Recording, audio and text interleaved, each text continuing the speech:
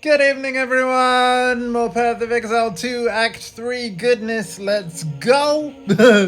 We beat the Trial of Chaos in the previous stream this morning. So now it's all about story plot. And whatever story quests we have to do. We got a bit of a taste of that. We've got to get some generators, Val generators. So that's basically what we're gonna do. I'm gonna spend a little bit of time first looking through items, and in particular yeah, you know what, the skill gems. Yeah, let's do this. Let's get all of these wonderful skill gems.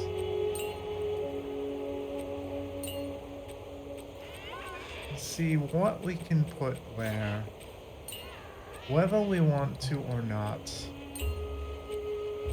and have a little look if we can improve anything we've got. So, and then I'm just gonna have a look at the actual skills as well. Pain offering. Now we were using that before. Profane ritual. Ah, yeah, it requires a corpse. Yeah. See, I don't know whether we're gonna be able to fit any of this in. Arsonist, Frost Mage, Unearth. Unearth, we're definitely not going to be using. It's a good early game skill, but I don't think it's going to fit in anything that we're doing right now. Similarly, we got some items here. The crossbow, I think I'm going to donate that to the guild. Mana drain on that one there. The max light, oh, that is quite good. Let's compare that. I would lose max life. That was actually a pretty good roll that we got there.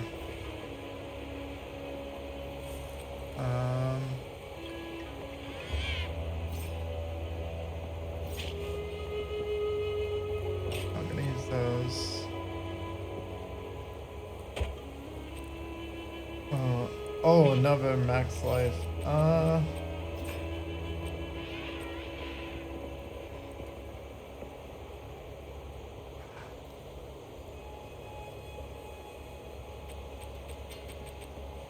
Hang on. 23. 37. Right, but the socket.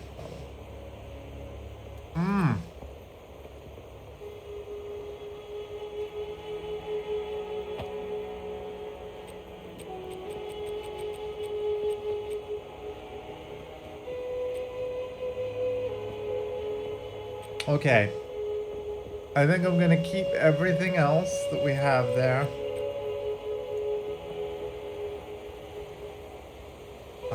We'll stash this for now. Yeah, we're gonna donate these items to the guild stash. So, the bow.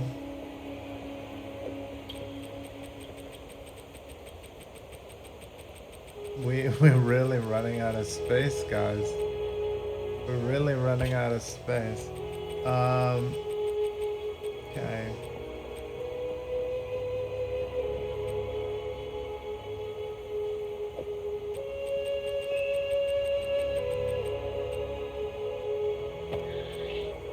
This is my these will be my second and third pair of boots I've donated to the guild today. There we go. And this shield. which I don't fancy moving all that stuff around. I'm gonna put it right here. Okay. Now, the skills. The skills. So, looking here, all of our skills are full.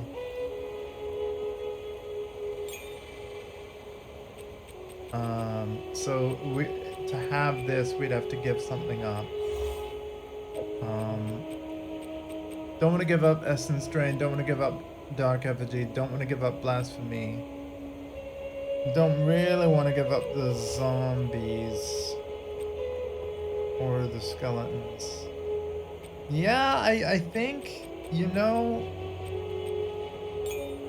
yeah, I think our skills are set, so it's all about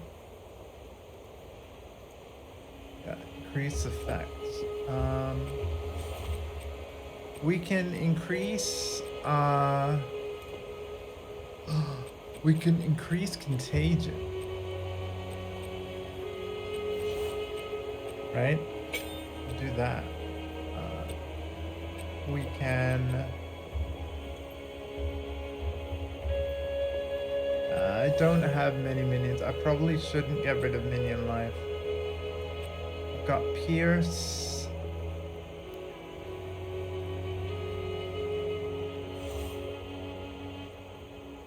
Pin. Meat shield. Yeah, no.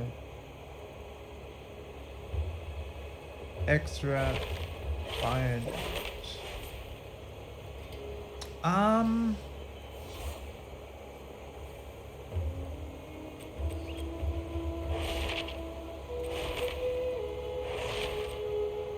I guess that,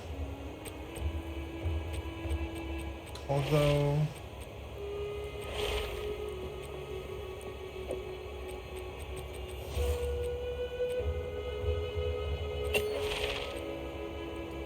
fire infusion ability.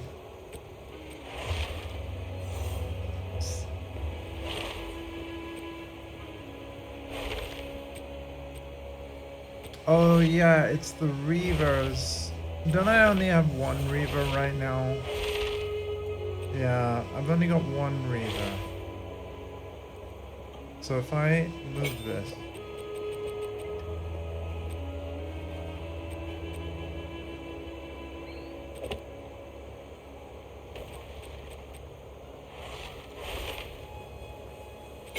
We could have the Reavers do the fire damage.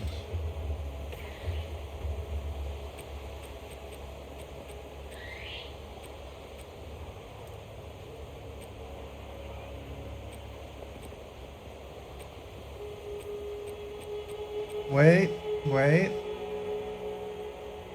Any skills?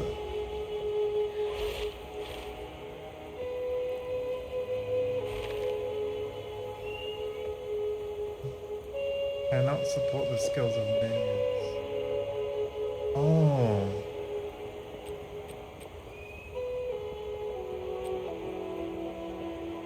Ah.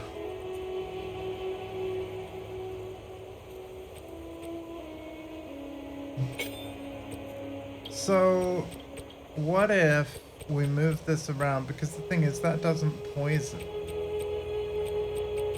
Right? That's the problem, it doesn't poison.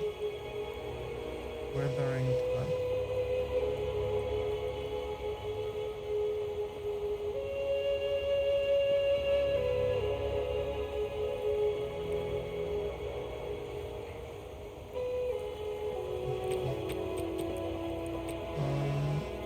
Where is my Envenom?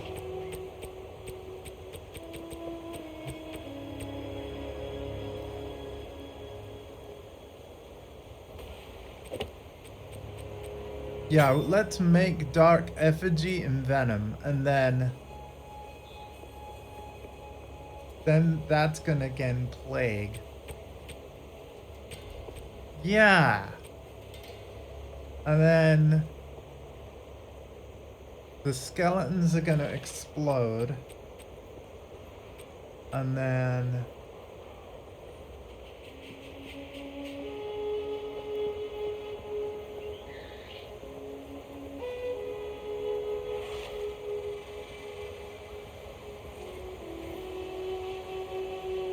oh my god, that's actually kind of big.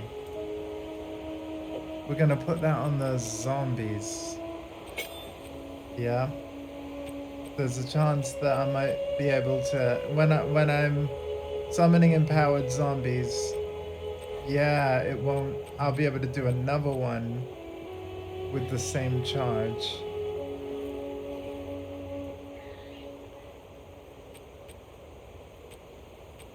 And because we need we should make the best use of all of our things here.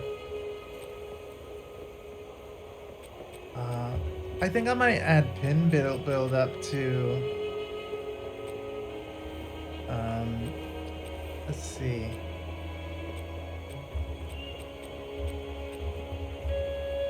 Oh, life drain. Oh, when supported skills cull an enemy, can I add that to power siphon? Yeah, and then where's pin? Pin. We're gonna put pin on skeletal warriors because we have 2 of them. There we go.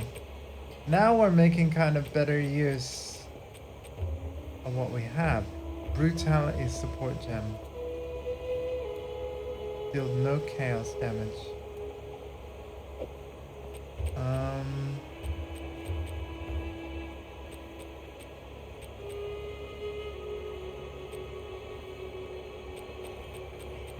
Let's put that on the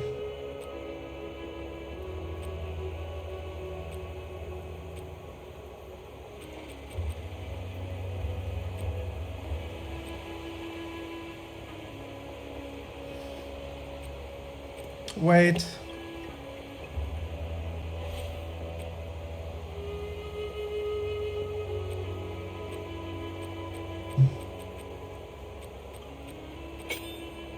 We have the zombies pin.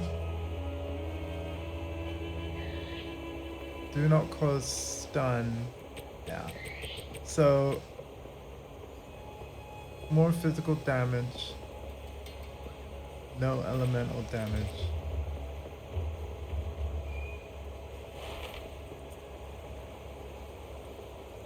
Oh no, that won't work. That won't work because it gets rid of the fire damage from the explosion.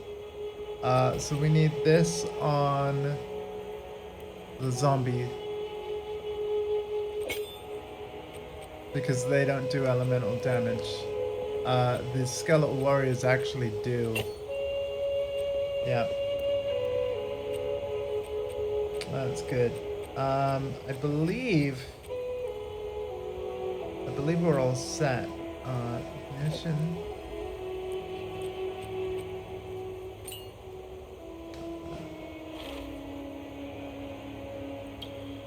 Chance to ignite. That should be on volatile dead. Even though I'm not really using it right now. Elemental army. Minions from supported skills. I'm going to leave elemental army in here, even though we're not really using it, just as a reminder that, yeah, I need to use that.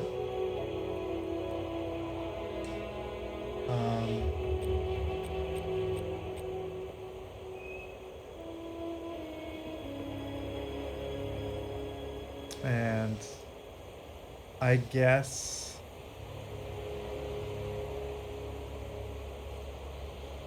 yeah, you know what?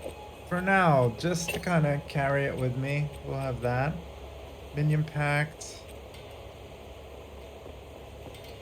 Yeah, because I don't want it taking 100% life from another minion. Yeah, this is the stuff that we aren't going to use as much. I need more decks for this. But I think we've got most things socketed in, right? Most things have a thing. What's in Withering Presence here? Hold on.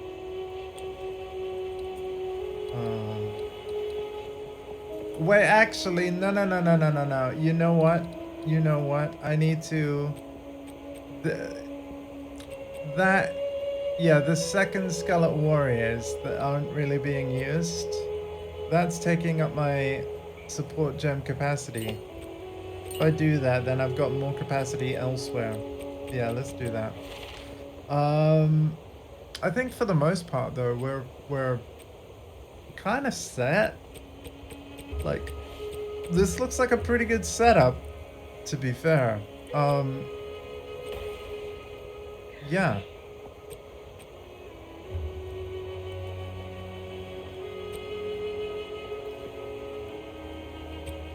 Oh, look, more mana regen when the thing is active.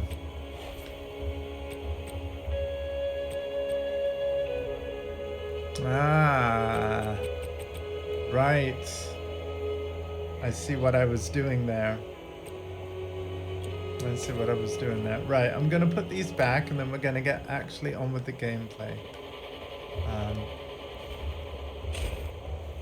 I need my gems tab, and that is actually here.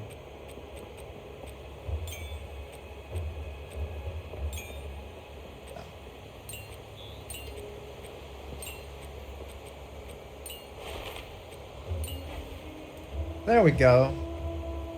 That looks good to me. We have an uncut skill support gem, and I don't know how I want to use it. We're gonna take it with us. We're gonna take it with us, and we're gonna get on with this. So again, we did the Trial of Chaos earlier. It was fun. So now we are just gonna carry on and do more plot. Plot.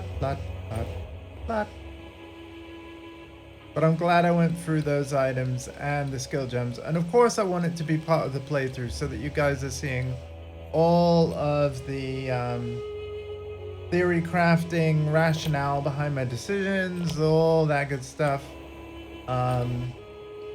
Yeah.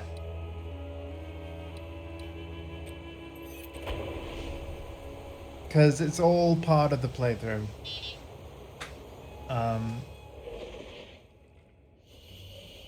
We now probably have a setup that we can really use for a good while. And the next, to be honest, like, I'm mostly thinking about stacking intelligence to make sure that we don't run out for when we get higher level skill gems. But we can't forget about strength and dexterity either. Ugh. I'd best talk to the Optimist, I guess, is the largest soul core I've ever seen. With this, we could power the mechanism in the waterways. But it isn't charged. Okay. Back so soon. Yeah, so we have to find the two soul cores to charge this thing. Infection! That is precisely what we're gonna do.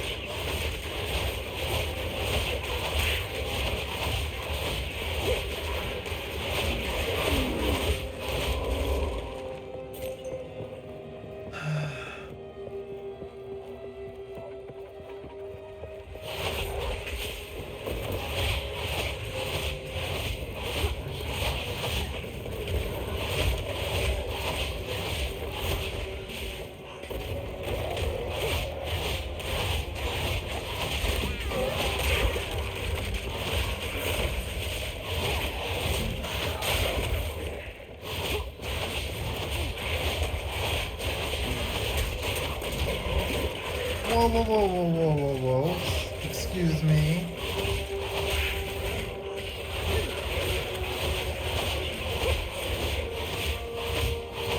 Okay, scroll of wisdom.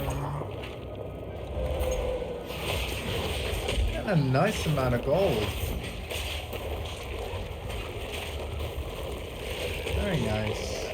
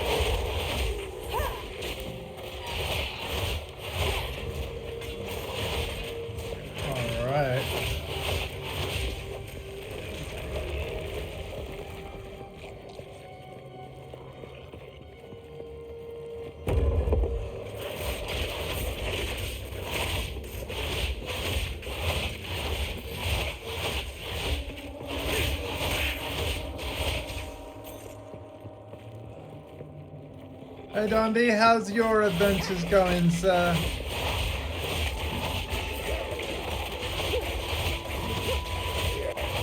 I've gone through the items that we found near the end of this morning/afternoon stream. And I've also gone through all the skill gems I had stored, found new homes for them in my skill setup to make my skills more effective. And yeah, so we're making much better use of the slots we have available. And yeah, we really need more strength and dexterity because yeah, we literally aren't able to, I have an unused support gem. We would not be able to pick another dexterity-based support gem until I have more dexterity, so, yeah. Does the witch have to have minions? No. Nope, not at all. The other offhand weapon type, if you can call it that, is a focus, and focuses do not have minions on them at all. Alternatively, there are scepters here where instead of a minion, you can see this scepter gives purity of ice.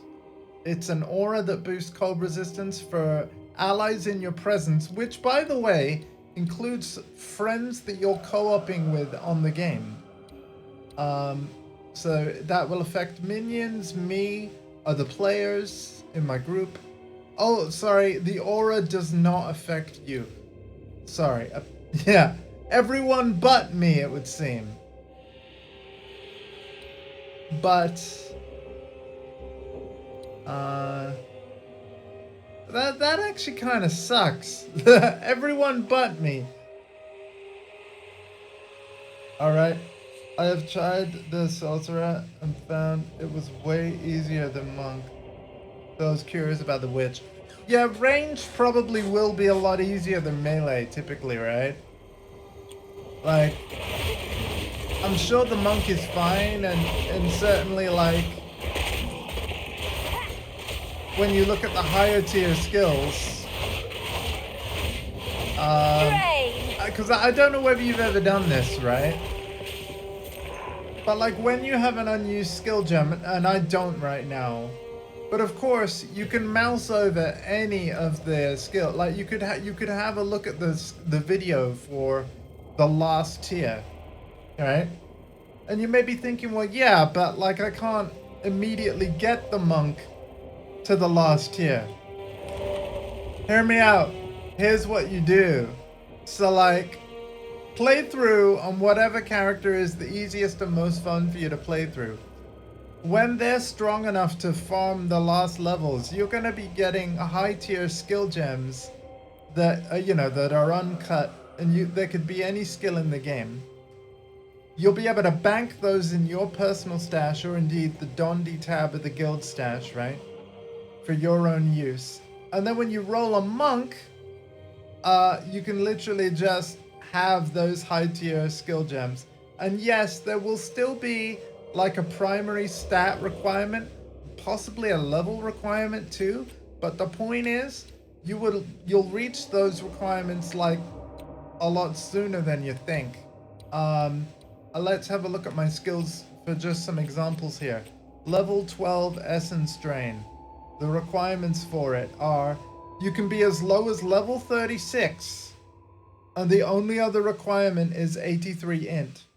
So what I'm saying is, play one character class, say like the sorcerer, get a load of high tier uncut skill gems, roll an alt character, and immediately let them have access to those high tier skill gems, so you don't have to work your way up, killing all the bosses, going through like low tier skills to eventually high end. Like, what I love about this new skill system is that the idea of rolling alts is way more tempting, because we can just have high tier skills immediately on a second run, a third run, a fourth run, assuming we aren't we're playing on the same realm, as it were, because of course, like Path of Exile 2, just like the first one, is going to have leagues, and if you play a character on a new league, the stash tab is unique to that league, and then any alts that you make that are in the same league, they'll be able to have access to those items. But anything from the previous league will just be, let's just call it standard, like it is in Diablo as well. Yeah, the characters that are all on standard, which is what this will become, the early access characters will become standard after when we get to the full launch, right? But yeah, what I'm essentially saying is you can have one character that's got like really high-end power and stuff, farm a bunch of high-end uncut skill gem drops, use those on alts to power up your alts faster. Hey, I need more spirit from my support skills. If I remember correctly, optional power sets give more spirit. Not all of them. The one that did in Act 1 was, bear with me. See if I can remember her name and what zone she was in. It's one of the pluses, one of the skulls with the pluses. I believe it was the hunting grounds. Specifically, wait, was it the Crow Bell or what? No, it was the... Where's the other plus boss? Ah, no, here it is.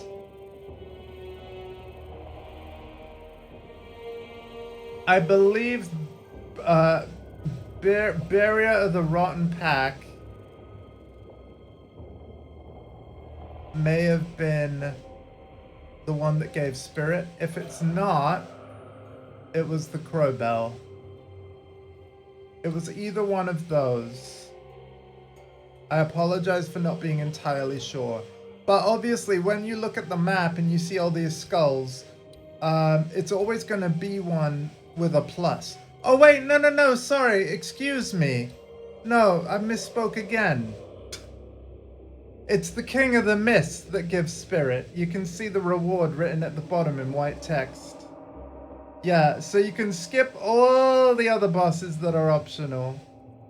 And if you know you're going for specifically spirit, yeah, it's the King in the Mist in Act 1. If you want more cold resistance, though, on any character that you roll, kill Bearer the Rotten Pack. If you want more, let's have a look at what the Crow Bell gave again. Oh, 2 weapon set passive points. Okay, cool. Yeah. So yeah, kill the King of the Mist in Act 1.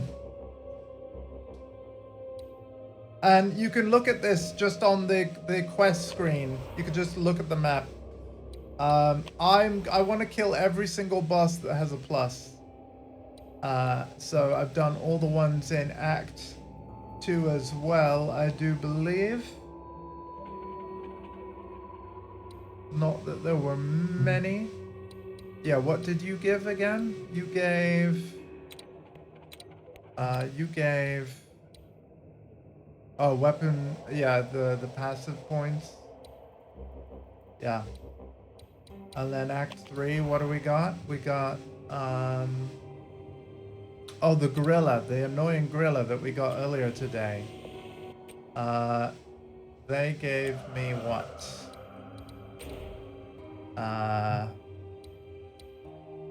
They gave me... Oh, more weapons set passive points, yeah. Rise! So far, it's only the King of the Mists in Act 1 that's given me... Seems this needs a larger soul core than the doors did. Oh. Yeah, only the King of the Mist gave me, spirit.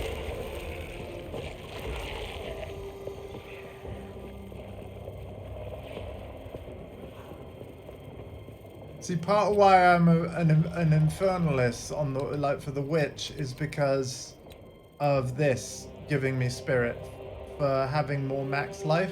And obviously more max life is a great thing for any character, because unless you lose all your HP, you know, you're alive.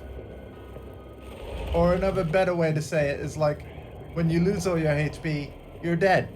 So the more max HP you have, the harder it'll be for you to be killed. So, yeah.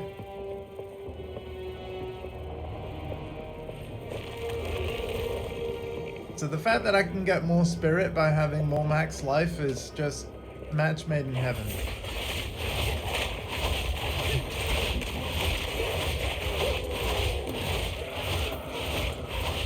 Like, really, really good. I'm pretty happy with my build. And indeed, I can see me eventually experimenting with other classes. From gameplay that I've seen, I think the one I'm excited to try is probably the Mercenary. However, given that I don't excel at doing the twin stick stuff very quickly under pressure, I actually think that I might struggle with the Mercenary. And that maybe I'll be better off with the Ranger or the Sork. I don't know.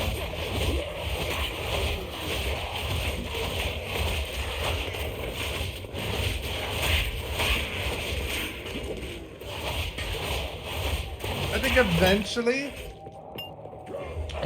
I want to try them all, but the thing is, that's a long way off. And you have to remember, I want to remain a variety streamer, and as we know, my backlog of games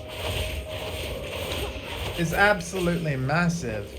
Let's not forget that I've bought the you know, things like, I mean, I mention it a lot, but like Final Fantasy VII Remake and Rebirth, gotta do those. I've got the entire Metal Gear Solid collection to go through. Because, you know, I bought those with the intention of going through them. Like, you know, I never finished Doom Eternal. I've never streamed Doom 2016. We've got a new Doom game on the way. I haven't finished the Witcher 3 DLCs. Right. When you actually think about everything I intend to finish, I've probably already got enough games and things to play through to keep me busy streaming with like the kind of amount of stream I do per month, which is a ridiculously high number. But I've probably already owned enough games to fill this channel with content for the rest of my life already. You know, I'm very aware of that. So I'm getting more and more selective with the games that I buy. I mean, having a shiny new MacBook has meant that I've treated myself to some games, like, you know, more Steam versions of games at good sale price, because I intend to see how the Mac runs them and stuff like this. And, you know, some of these games don't have crossplay, so by owning them on Steam, I'm able to enjoy the game with, you know, the PC community and stuff.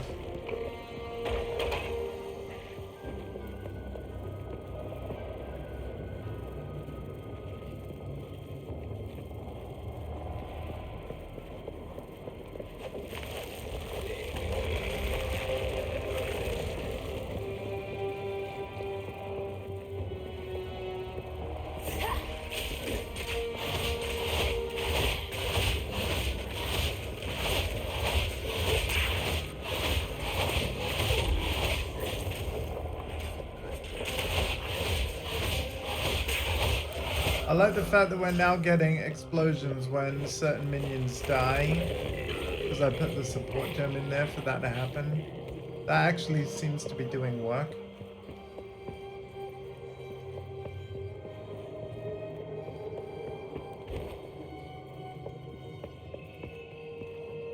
Like, our build's really coming together.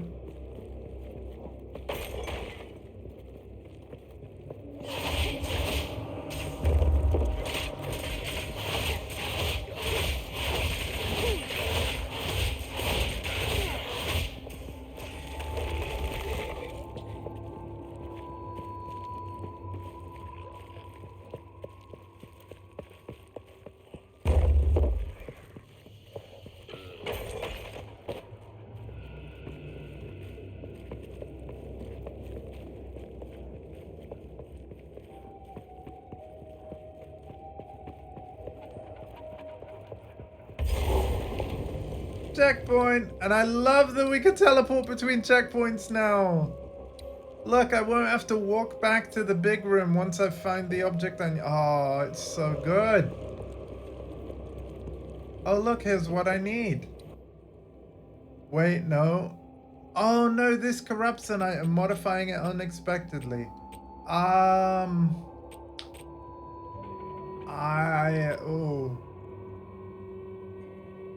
No, because if I do this, I won't be able to modify the item again. That's cool that that's there. It's like, I'm not going to use that. I'm not going to use that. But technically, right, if I ever want to corrupt an item, like, what that essentially is a free Val orb. So if I know if I've got a really good item and I can't do anything else to it and I want to roll the dice, that's really cool that I can. I mean, we could try and do it to my unique, but fuck it. Right? Fuck it. Let's live on the wild side. Right? Corrupt an item. How do I do this?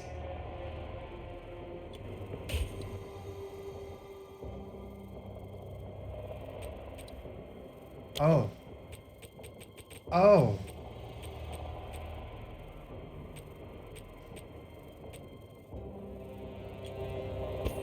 I see. So we do it like that.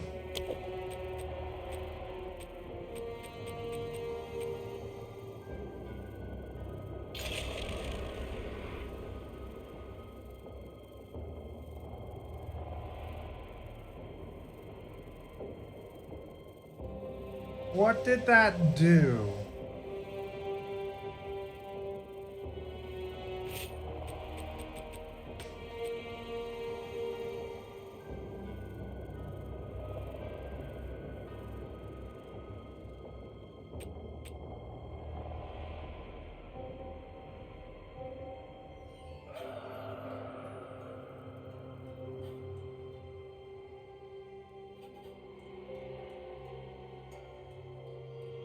I should have looked at the before and then after.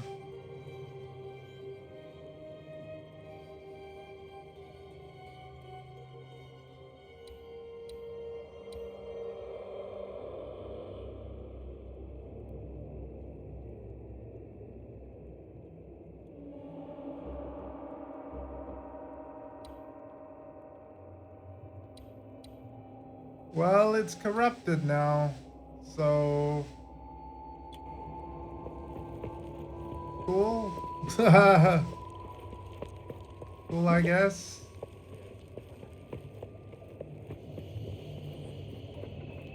I'm assuming it did a good thing, like increase the percentages, but I should have looked at the old.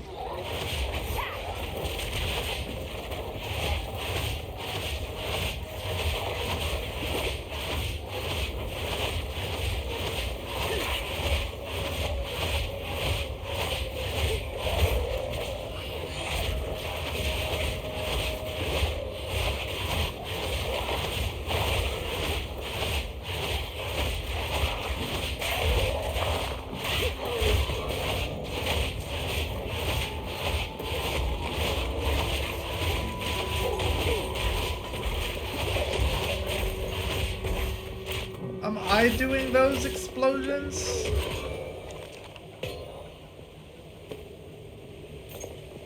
Or was one of the enemies?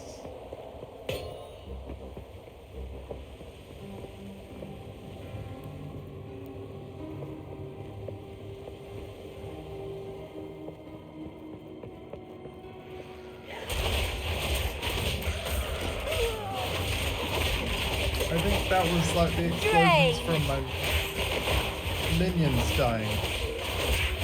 Yeah. That's from my minions dying.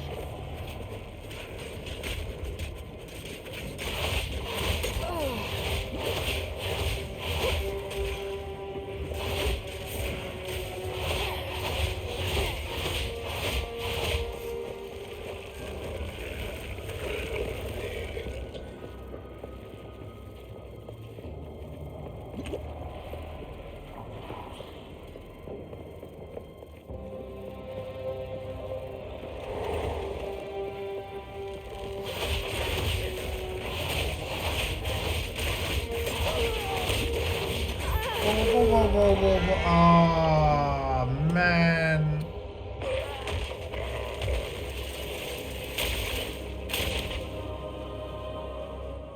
Everyone will be back to life. Everyone.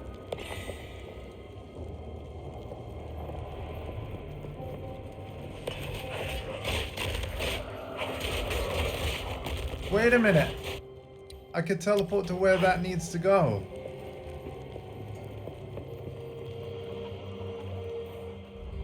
We're making progress. What a display. Let's find another. Dre!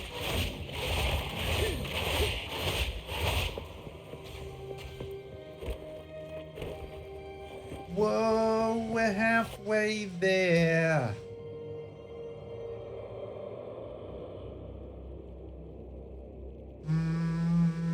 I reckon it's gonna be this one.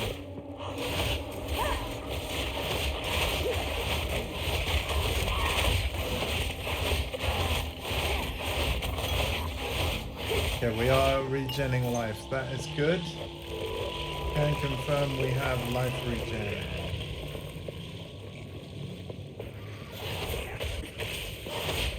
Again, that's thanks to a support gem that I got.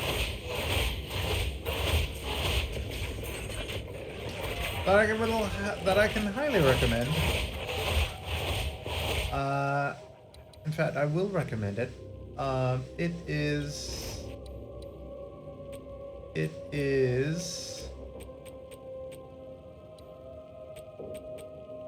Vitality. It's a strength support gem, and yeah, it gives you 1% of your life per second.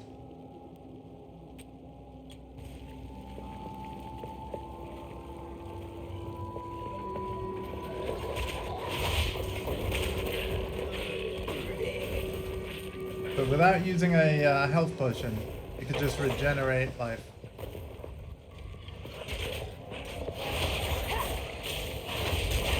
So after 100 seconds, you're 100% full. But regardless of how much life you have, you can be from empty to full life in under 2 minutes.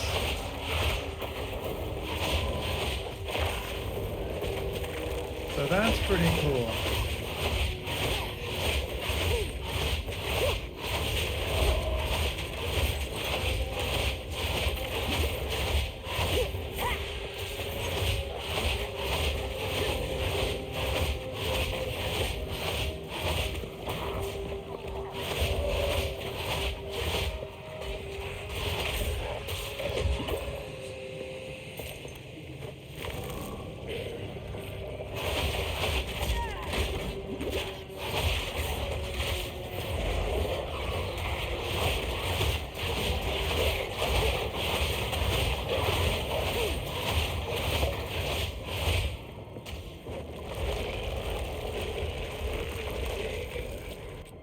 What level are my skeletons?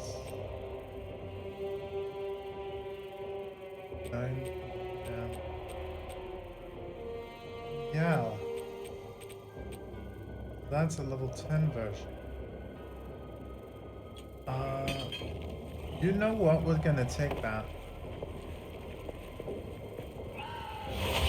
Insolent wretch!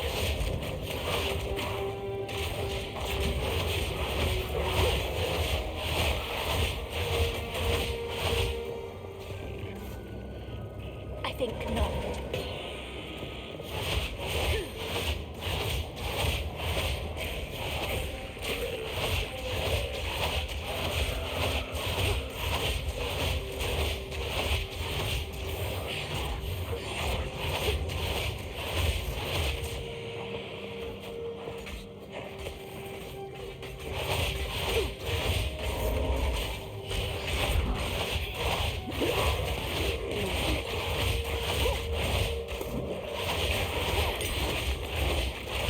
Ooh.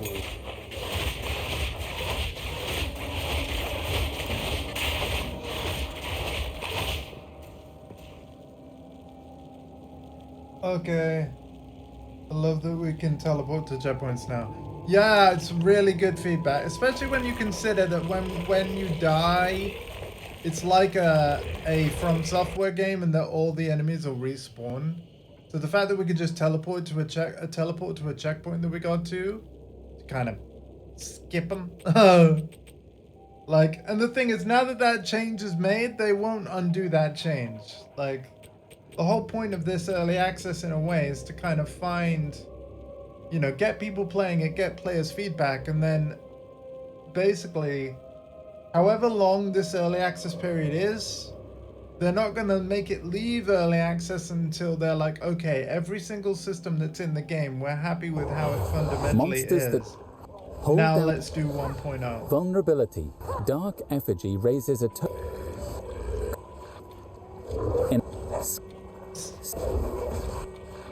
skeletal skeletal. But yeah, this was the moment that I was on about, Dondi, where, like, you know how this is a level 10 skill gem?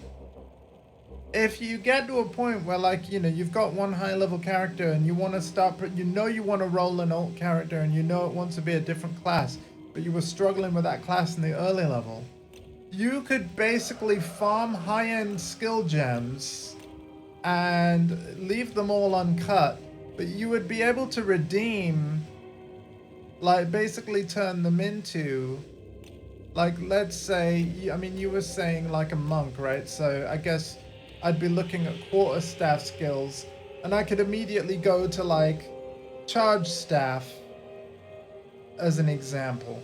But the other thing that's really quite nice about this is that it shows you any requirements that alt character would need to equip those skills.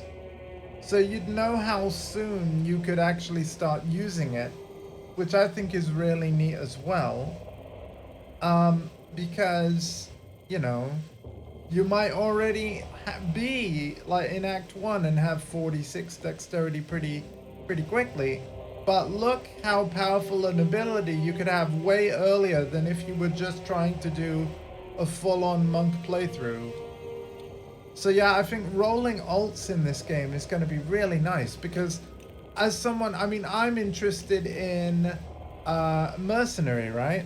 So I'd be like, fuck it, let's get artillery ballista right away, or storm blast bolts right away. Like, just have those skill gems in my stash, because I know that I'd be able to equip them after the first couple of bosses or something.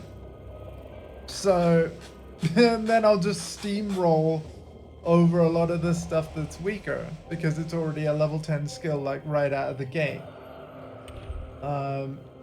So yeah, I'm very much looking forward to rolling alts eventually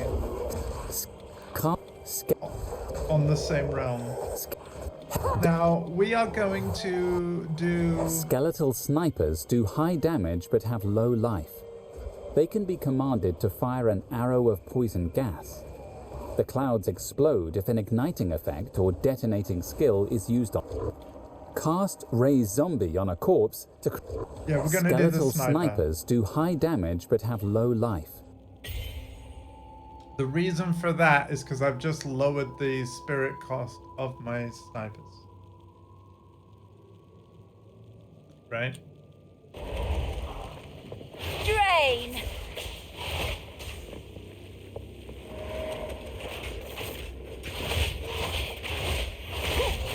And then I think I'm probably gonna upgrade zombies next.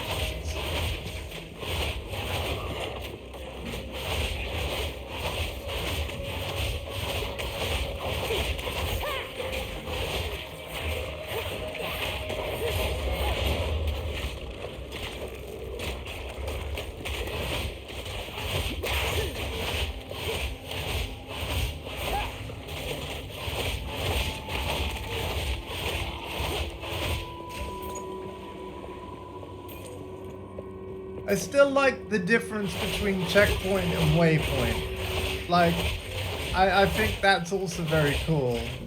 They're basically making it that if you die, you know, but you're in the same kind of game session, you know, they want you to get you right back in the action. Like, I love how there's a checkpoint before every boss, for example. But you don't want to be able to teleport straight to that boss necessarily at the start of a new game session. So I love that there is still a valid difference between checkpoint and waypoint. I went the wrong way.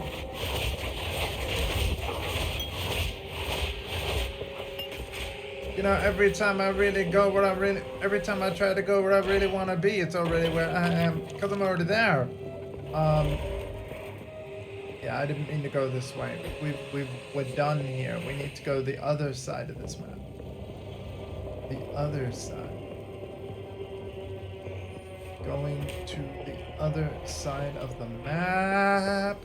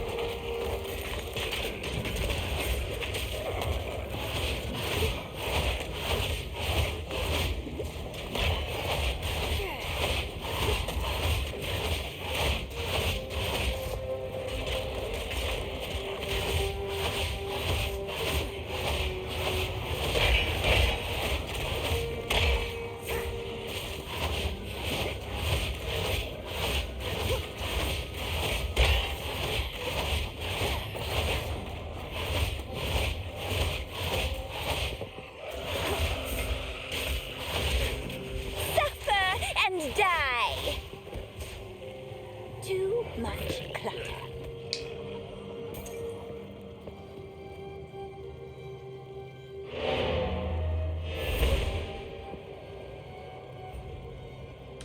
I actually have a lot less minions than I used to, Dundee. On the subject of minions again, right? Because like, I used to have all of the I had Skeletal Arsonist. I tried out Frost Mage.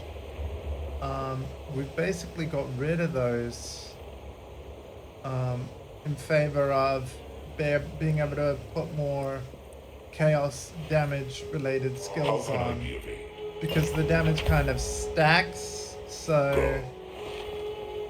and I'm really glad we're doing better on the gold front. By the way, we should all be doing better on gold now, because the cost of respecking also got lowered,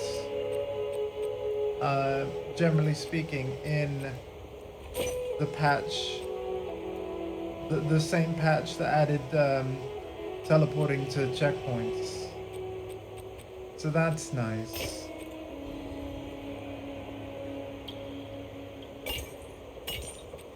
You know,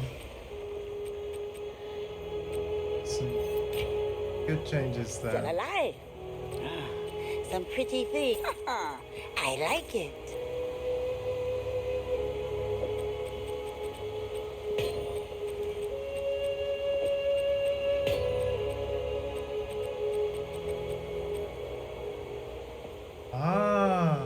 Yeah, no. I like it. Oh yeah, I want to keep that scepter. I wonder if I can do anything with that now. Be wary. Can I do anything with that now? It would help if I looked in the correct stash. Right. Oh, I probably can.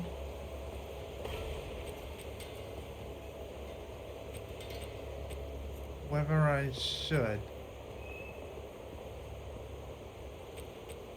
I technically need one of those.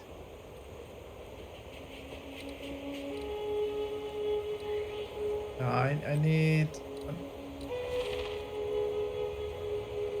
orb of chance.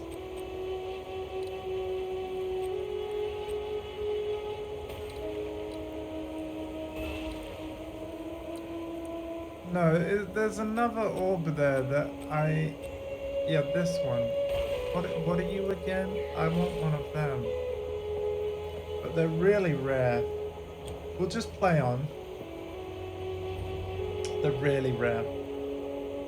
They upgrade a normal to a rare with 4 random properties. They're actually, it's actually really good. Rise!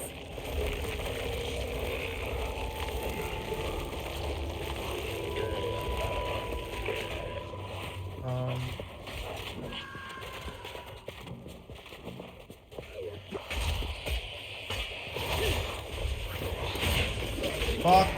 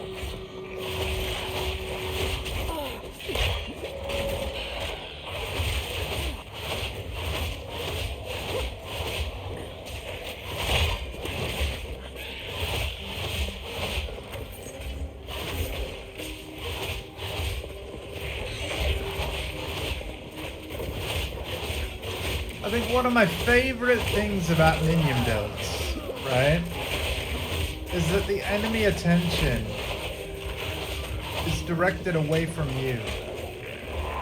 Ultimately, pretty much all of my minions, their main purpose, especially because I've like invested so much into chaos damage, their purpose is to just distract the enemy rather than like inherently kill them. Like if they get a kill, great, but Rise! I'm just basically using them to almost herd the enemies, so that to put me into a more advantageous situation to kill the enemy myself. Oh hey Alva.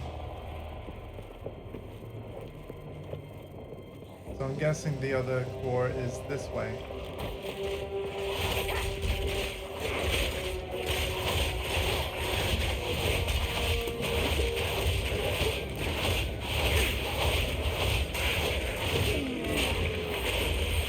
Into those power charges.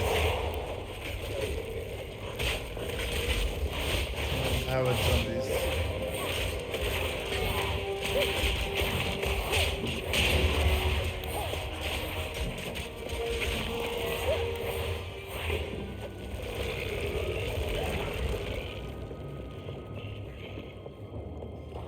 So we're no longer siphoning mana because we've got the power charge thing instead. It's been very interesting how my build has changed over time.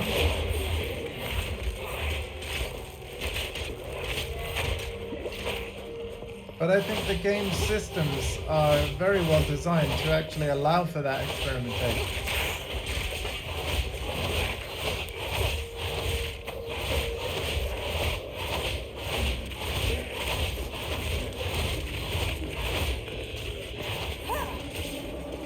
Really good. I think I'm definitely gonna have to spec into some mana regen though. High level skills cost a lot of mana.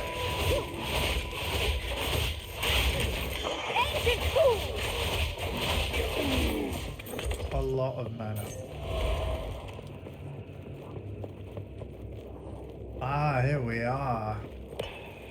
I suppose this will fit the generator.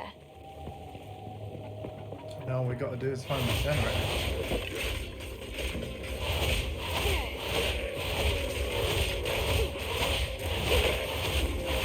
Boom. Boom, bada boom.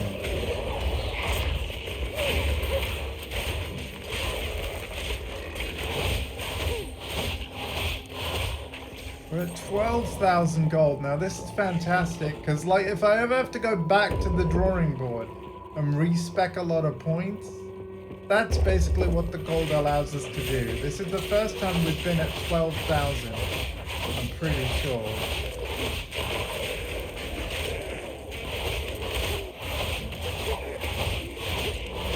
Now, one thing I would be curious to know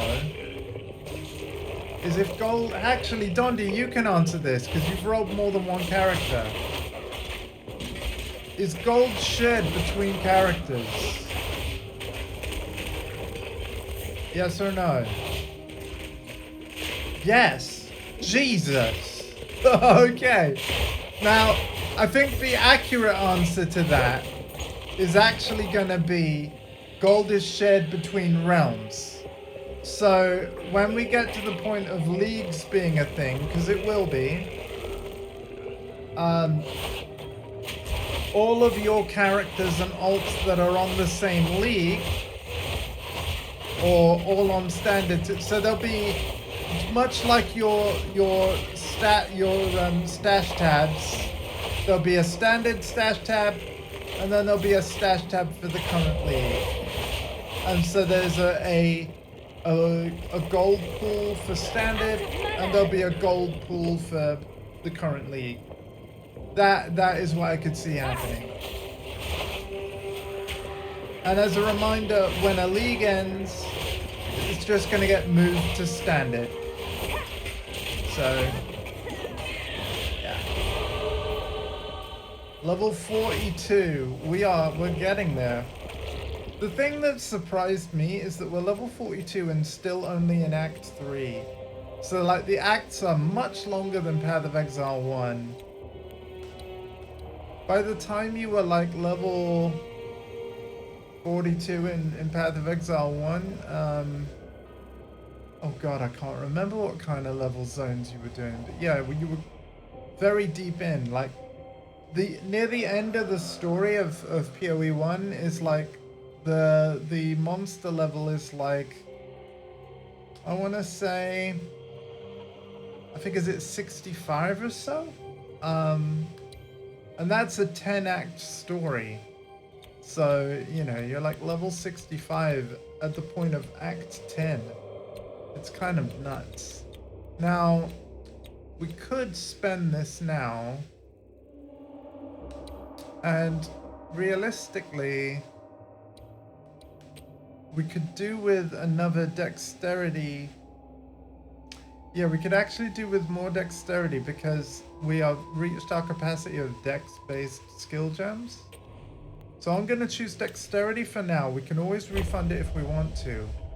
But that, if you look at our skill screen again, now I can have an 8th dexterity-based support gem. Whereas I've already got capacity for another strength gem and another int gem. Hello again, Sky! How are you? Welcome. I'm here for another hour and 15 minutes. Because, to be fair, I kind of want to finish on time so that, you know, Mum can get to bed at a reasonable hour.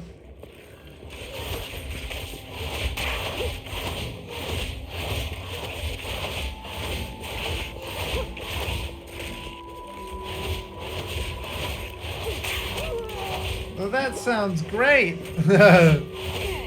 Happy creating.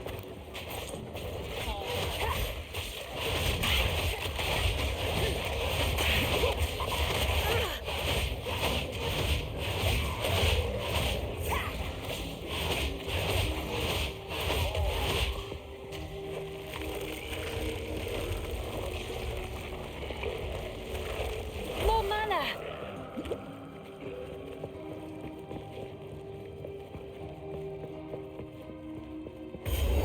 Oh, here we go.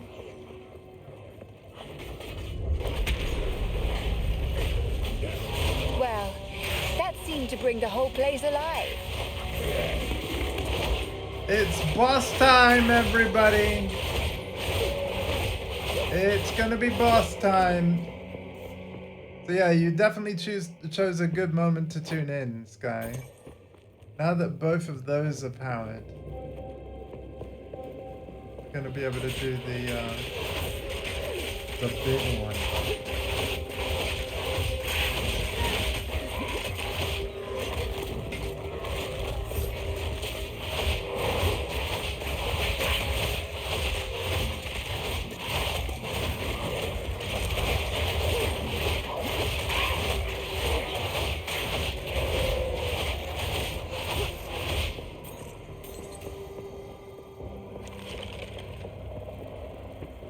Very exciting.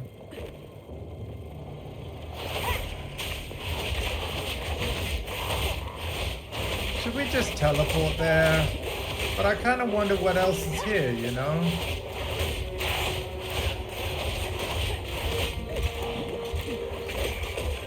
Dre!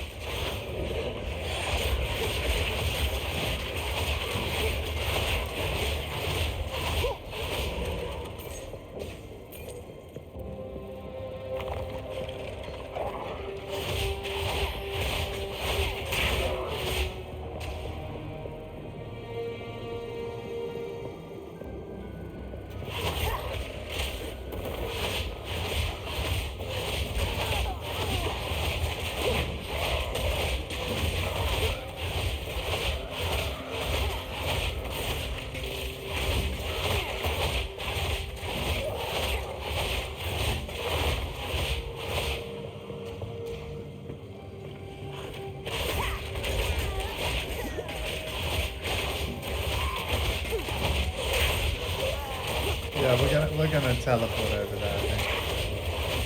Because looks like this is just gonna get there for the most part.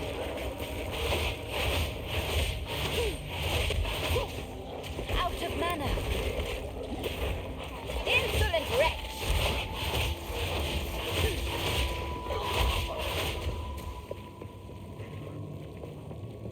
I wonder who the voice actress is for the Witch of Path of Exile 2. And whether it's the same woman that was the witch in PoE 1. I don't think it is. If anyone wants to Google, feel free. And I wonder what else she's been in.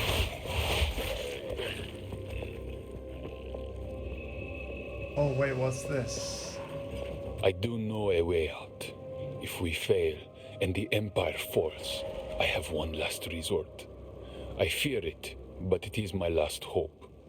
We imprisoned Iklotil the Black Jaw in a soul core, alone for his crimes. Isolated like that, without any other souls in the lattice, his stone form seemed to retain much of his personality. Do I dare drain my own lifeblood into something we used as a punishment worse than death? We have toiled so long to defeat death. All I know now is fear. If the sky turns to blood, if flames consume Utsal, only then will I decide. Wow. I'm actually really glad I came this way. We didn't have to, but I'm glad I did.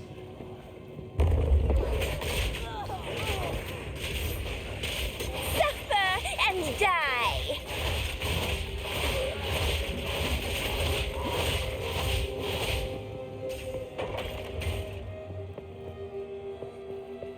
Yeah, nice. Okay, yeah, I'm glad I did. Now let's go where we're actually supposed to. Because yeah, well this is explored. Beautiful. Okay, well now it's boss time. It's definitely boss time now. There's no more avoiding it. We're teleporting to the checkpoint. And gonna choose the right one this time. It is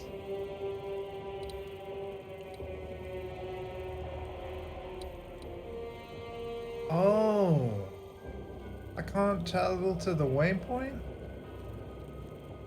I have to go to town? See, okay, that's one change they could make. That's one change they could make. They could add the waypoint as one of the selectable options, because I can still do what I'm trying to do, but now I'm having to have not one but two load screens. I might give that feedback. How can I advise you? It's a small thing, but Thank you. yeah, if they're really going for low friction.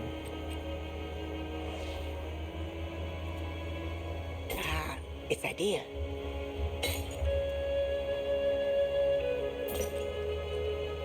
Yeah.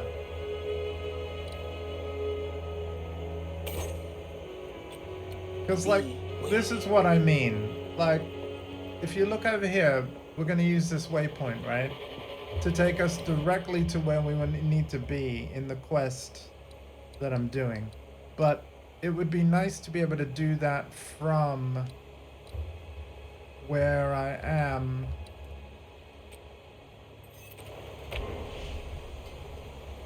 Like from inside the temple from the checkpoints. Because if you look here, now instead of walking to the boss, I'll immediately be at the boss.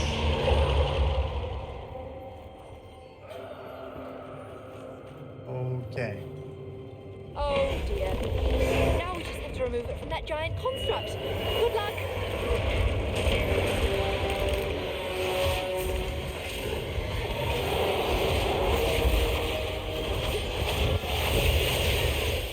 Holy shit, what?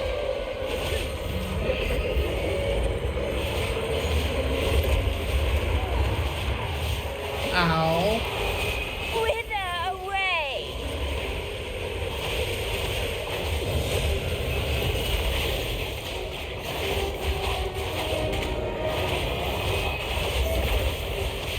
Wait, get behind it. Get and stay behind it.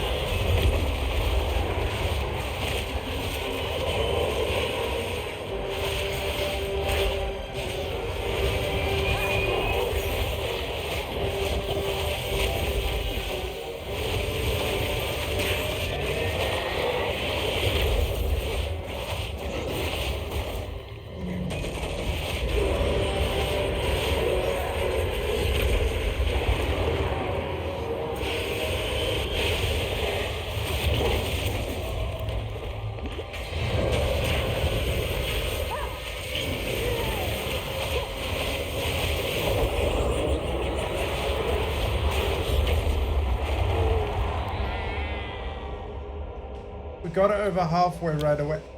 How do I avoid that triangle? Do I need to be in the triangle? We're gonna experiment.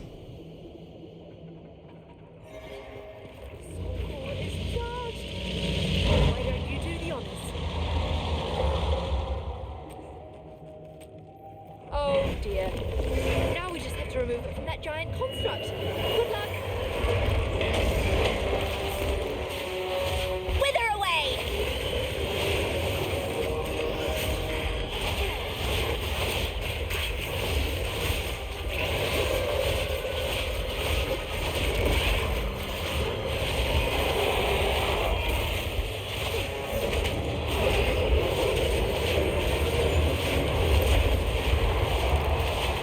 I don't think that helps.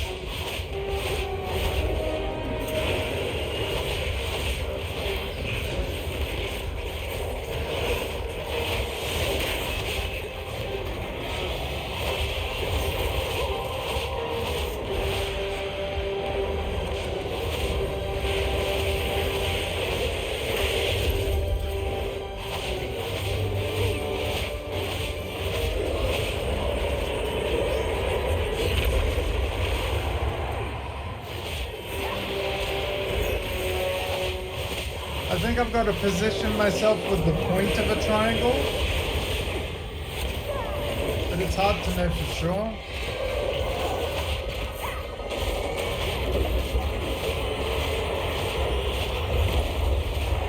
Yeah. Okay. Oh, that's cool.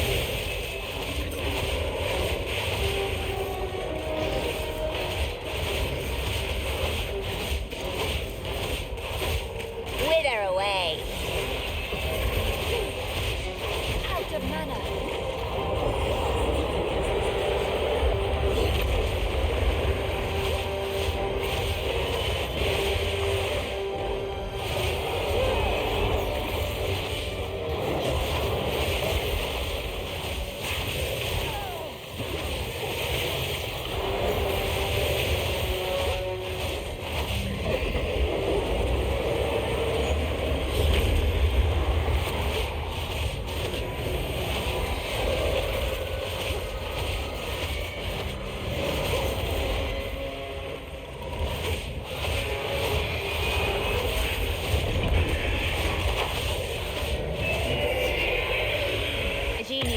destruction, but too weak. Oh wow, almost first try. Soon as I learn how to avoid that big triangle attack, we're fine. That was a fun fight. And with that, the ExileCon 2023 demo, which was shown publicly before when they debuted Monk gameplay, is officially complete. And so it's all unknown territory here. In terms of like, yeah, I've whatever we're gonna see in the stream now, I've never seen the gameplay before, or the zones, or anything like that. Oh, except for one other area. And I'm curious if it'll be part of Act 3, or whether it'll be part of a later act that isn't gonna ever be part of early access. No, I do remember some town gameplay. Similar to the town in the main menu.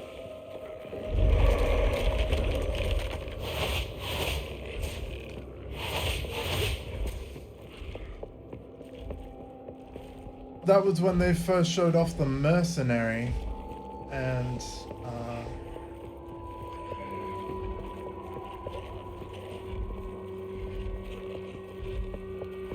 well, that's weird.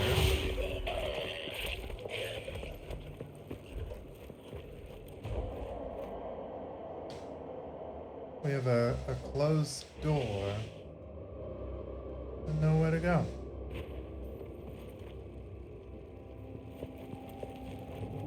Return to the infested barrens. Activate stone. Oh.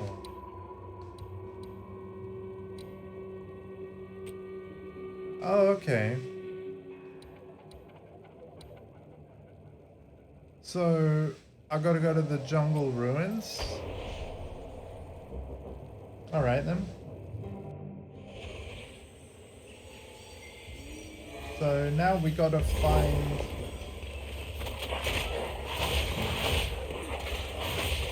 Baron. Drain!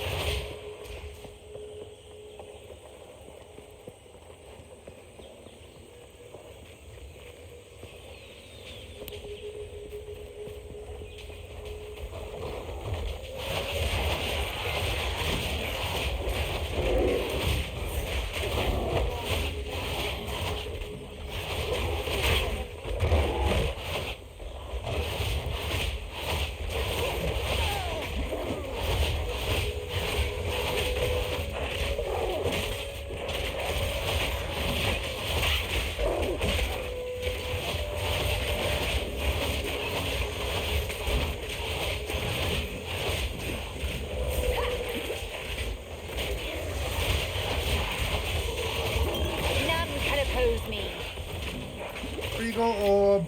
How useful. Is the Regal orb the one I was on about? Nah, no, it's not. Still useful to have.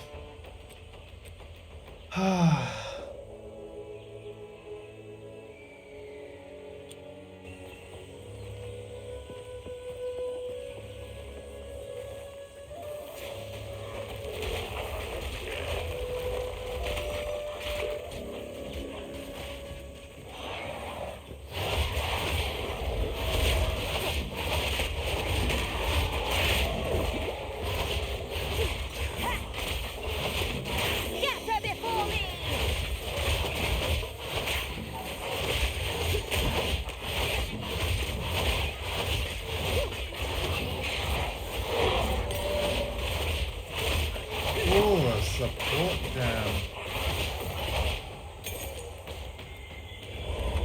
think not. Oh, it's a tier 1. We're gonna leave it. Oh wait, we got a skill gem. Monsters that die while in Let's skeletal do raise zombie. cast raise zombie on a corpse to create a powerful zombie minion. They are stronger than skeletons but only last for a short time. If you have power charges, you can cast raise zombie without a corpse to create an dark effigy raises a totem that launches chaos. Cast raise zombie on a corpse to create a powerful zombie minion. They are stronger than skeletons but only despair is a curse that makes your enemies more vulnerable to chaos damage. This symbol, dark effigy, raises a totem that launches chaos projectiles at any enemies affected by chaos. Despair is a curse that makes your enemies more vulnerable to chaos damage. This symbol indicates that a monster is resistant to chaos damage, while this symbol, skeletal, cast raise zombie on a corpse to create a powerful zombie minion. They are stronger than skeletons, no, I'm actually gonna do despair. Is a curse that makes your enemies more vulnerable to chaos damage. Yeah. Because that's gonna buff my aura. Because the thing is, the zombies, we're not using those during bosses. But the despair, we are.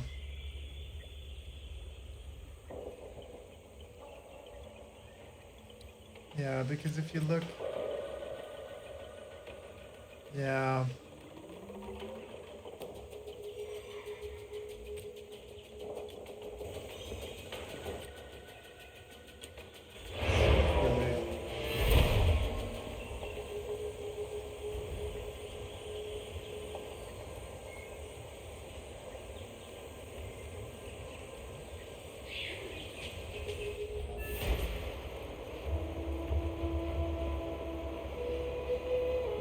So now my enemies will take even more chaos damage. I need to disenchant. Oh wow! Hang on. Don't eat anything colorful. What have you learned? Yes? Max mana freeze buildup.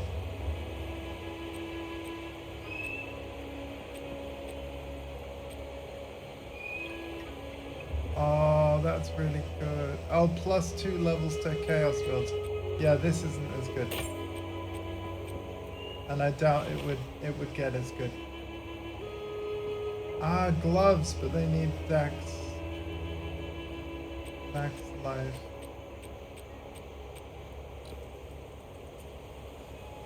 Max mana. Yeah, I need that. I might keep them.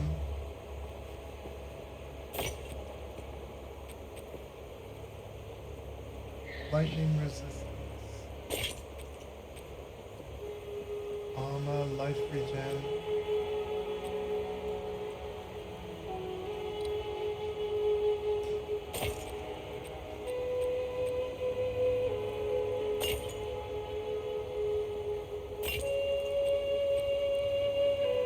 Probably shouldn't do that.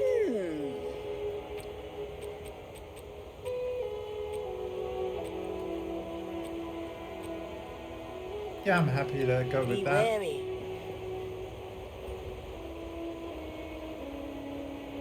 This is going rather well.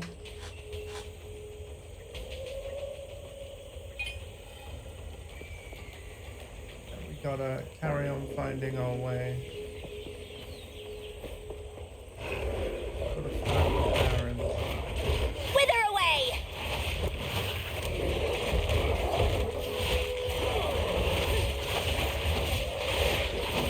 So now everything's taking 18%.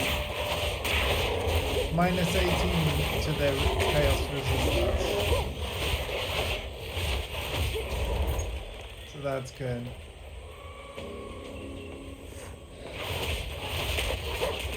The infested barons with this one.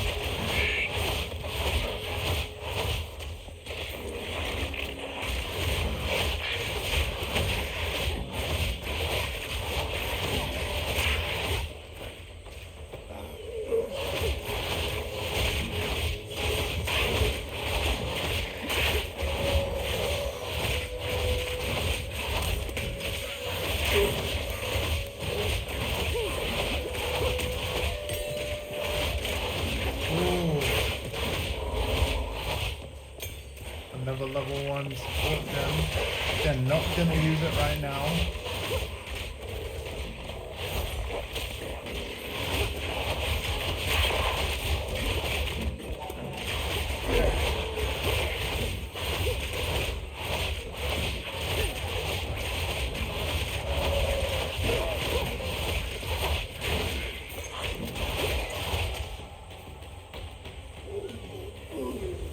Scatter before me!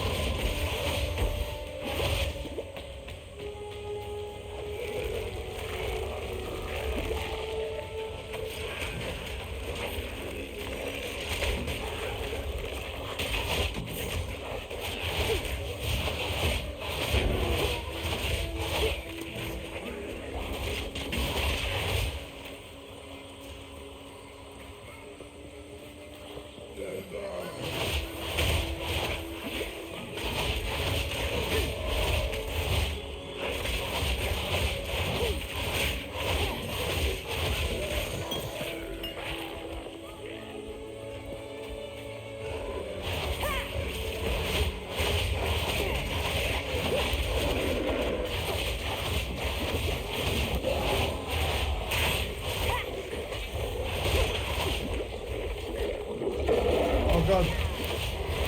The silver fist again. Best dodge that.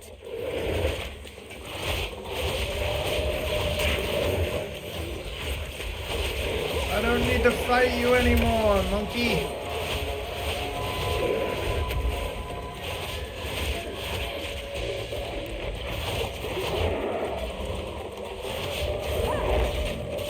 Monkey, can't we be friends now? Hey, monkey. I'll read your chat in a minute, Dondi.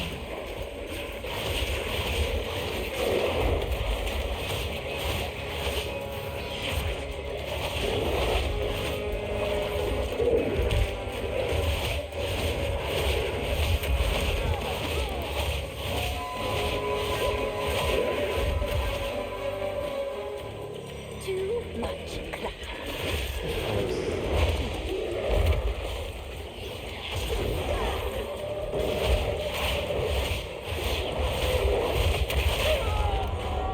Oh, well done, Eddie. Oh, I'm gonna spawn right next to him. Monk is really okay. Change things up. See, that's the thing. Sometimes that's all it takes. I had a big change up on skills right at the beginning of the stream because I had a bunch of like support gems that I just stored in the stash to kind of think about later. And I'm like, well, my skills have changed quite a lot because now I'm speccing a lot more into chaos damage. Like, I've got a whole bunch of unused support sockets. Like, out of everything that I've kind of collected, can I come up with, you know, some powerful combinations? And sure enough, yes, I can. Let's go to the final boss. We are now on Crawladon. Congratulations, no spoilers. I know you wouldn't anyway, but just had to say. Wow. Yeah, I mean, I knew that you guys would complete it before me. For one thing, you know, last night was Tekken. It was fun. I hope everybody that joined had fun. But I also knew, like, I'm not in a rush to beat this. Like, it will be my main focus. You know, I am gonna mostly be playing this. It's true, but congratulations. I bet it's gonna be an agonizing wait for the full release for Act 4, 5, and 6, yeah?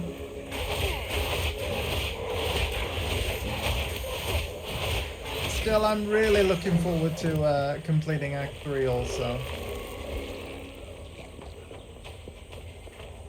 I'm proud that I've done everything solo. I know that you're playing it with Swagbat. To be fair, like, Miss Bat, you with Swagbat, you're living the dream, right? The fact that, you know, you two live together, you play through stuff together, like, it's beautiful. And Swatbat, if you're listening there, I hope you are well, friend, as well. All the best to you. I love you like a brother, man.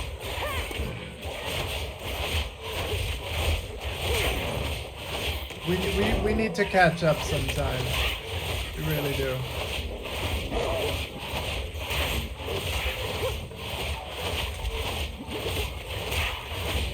Not to sound like a liquid snake here, but brother, it's been too long. Rise!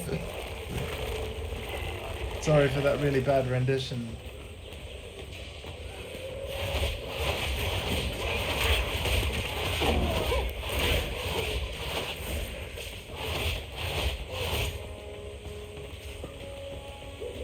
I'm so glad that you two are in the guild as well. Glad that plays. Yeah, I'm doing good, thanks, dude. Yeah, can't wait.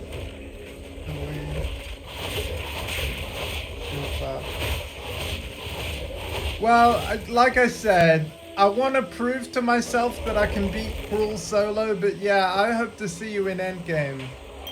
I'll meet you both in endgame, and same for you, Dondi. I know. Oh, yeah, how's it going, Bat? Now I'm impersonating Harley Quinn very badly.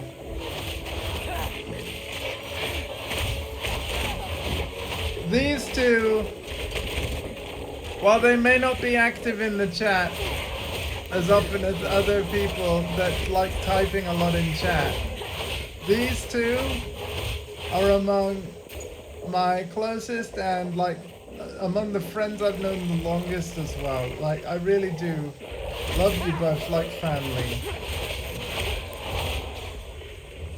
You know, Neil and I went to school together and college.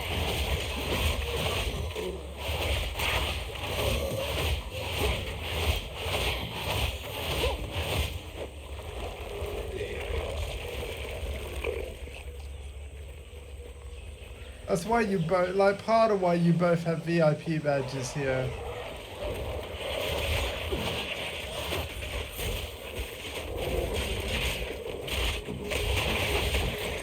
Of course, if you want to be moderators, that is, like, if a bot was to come into the chat and either of you wanted to be able to quickly ban any bots and stuff, just say the word, I'll turn those diamonds into swords for you. But I didn't want you to feel like, you know, if you were a mod here, it doesn't mean you have to be here all the time. Part of why I have so many mods here is so that they can all just be here when they choose to be. But I know that when they are here, they're able to take care of stuff.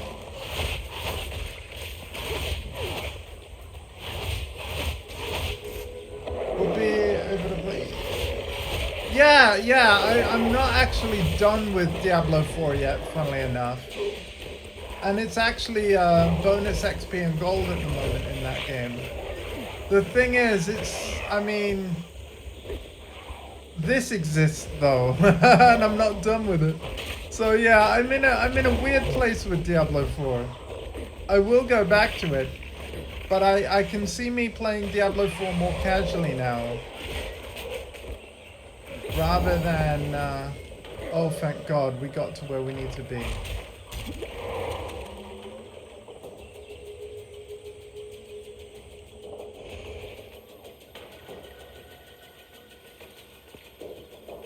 The only other childhood friend you have left is sort. Wow.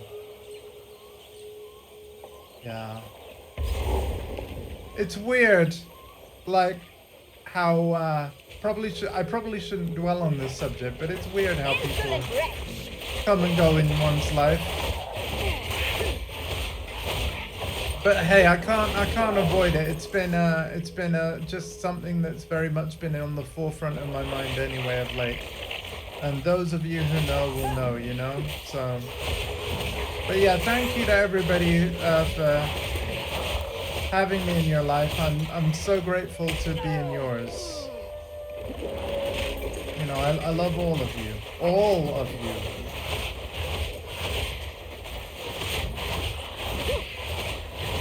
And I would extend that far beyond the people who are present now, to be honest.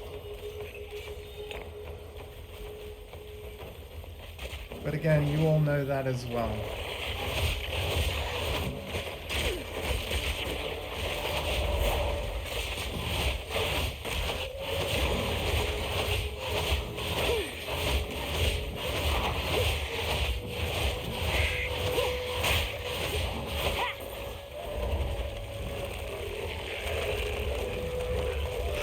I have to say though, this game kind of arrived at the perfect time. I'm glad it didn't get delayed again.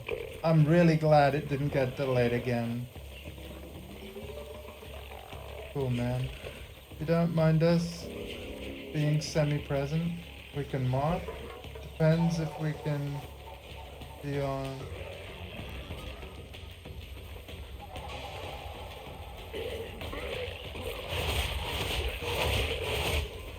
Yeah. Right, yeah. Yeah, no, I'll mod you both. If you want. I didn't want to do it without you... I didn't want to do it without asking you if it would be cool. But it's been lovely to have you guys around more often lately, so I figured, well, if you're gonna be here, would you like to have swords? I trust you both, basically. Like, what the whole, like, if you have a green sword in this chat, it means I trust your judgment.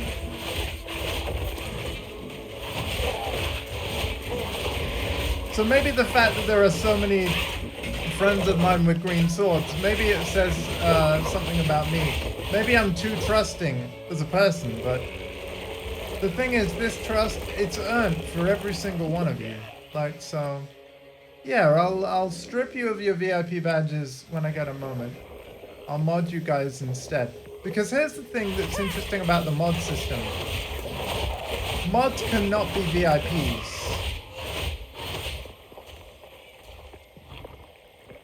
And VIPs can't be mods. But essentially, by being a mod, you have all the same benefits as a VIP. You'll still be able to post links in chat. And then you gain the added features of being a mod. I love swords. Awesome. Well, you know what? I feel good about the fact that I've got 2 more people that I love and trust. That whenever you're here, you'll just make my job easier of running the stream. Because yeah, if we get either a bad egg in chat, being really negative, we can obviously... When it comes to bad chatters, rather than immediately hit the ban button, I like to time them out, talk to them, explain like, hey, we don't do that here. And then if they, you know, when the timeout runs out, if they continue to be negative, then we'll do what we gotta do, right? But I like to give people the chance and the benefit of the doubt. Again, maybe I'm too trusting, but it's just what I like to do. I think we got a side boss here.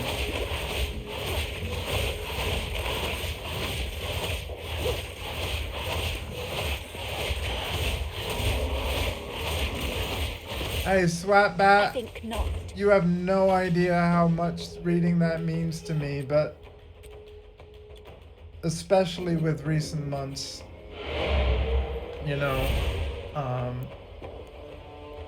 I won't go into detail here, but yeah, you'd be surprised. We've had some negativity on the channel in the over 4 years that I've done this. Granted, it's been few and far between. But yeah, there's been some rough spots that Greetings. still bother me. Do whatever it takes. But I'm still here. Still alive. And I'm thankful that so are you.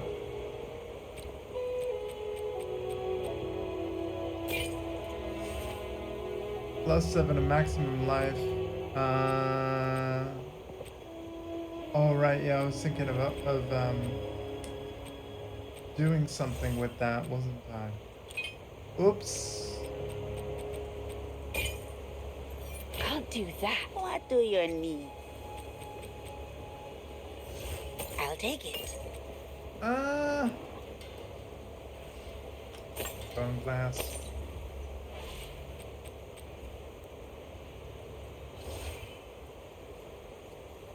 Hello, did he? Oh, what?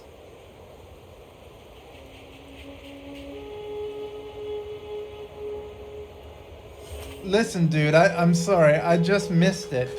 Listen, my perception is a bit lacking lately. We all know this.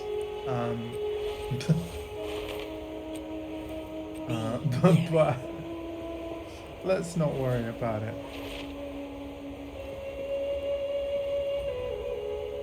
Sorry, Dundee. I don't mean to ignore anything you say. I'm in the zone, man. Sort of. Half in the zone. Fuck. Excuse me while I play inventory Tetris. This is my favorite minigame in this game.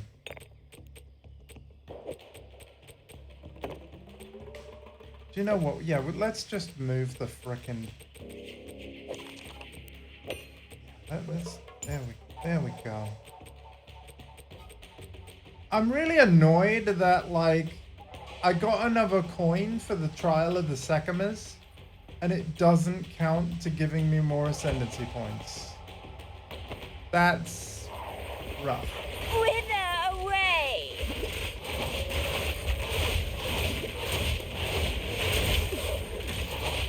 Oh my god. I wish this boss was called Nick Cave.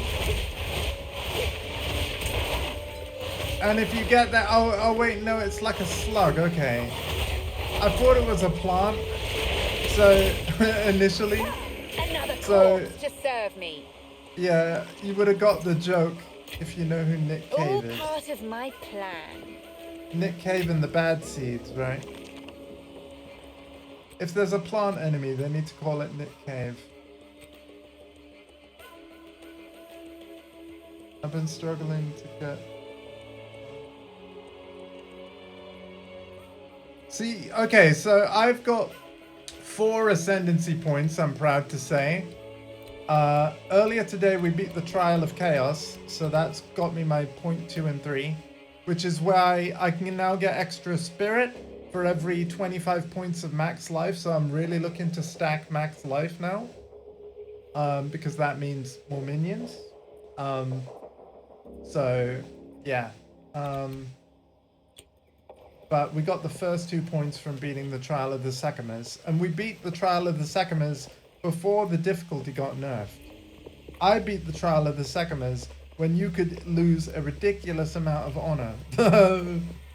They've now kind of reduced the amount of honor you lose when taking damage, depending on your proximity to the damage. So it really was more of a fix for melee builds, rather than range builds like mine, but yeah. I need 2 points to get the skeleton. Okay. Well, I mean, you're in Act 2 now, right, Dundee? So, when you get to Act 3, like me, you will also reach the Trial of Chaos. And I do actually think that, while there's a bit of luck involved, because you need the Trial Master to give you choices that are less bad than other choices that he gives you. But if the stars align, sir, I think that the Trial of Chaos will not be as difficult as the Trial of the Secamas. Also, the Trial of Chaos, I discovered, has more than one boss associated with it. So, basically, some boss fights might be easier than others. And I have to say, when I got my 3rd and 4th Ascendancy points earlier today in the previous stream, I really lucked out, because I got a boss arena like that was absolutely massive. So massive I could walk so far away from the boss that he was no longer chasing me, and I could kind of recoup my flasks because my flasks recharge over time. As you can see, 0.15 charges per second. And then, but the boss kept his damage, so I could almost like run away, recoup, come back. Like, it was amazing. I got very lucky. I don't know what the odds of getting that large map are. But I fought a Chimera boss on a very large map. I was very happy about it.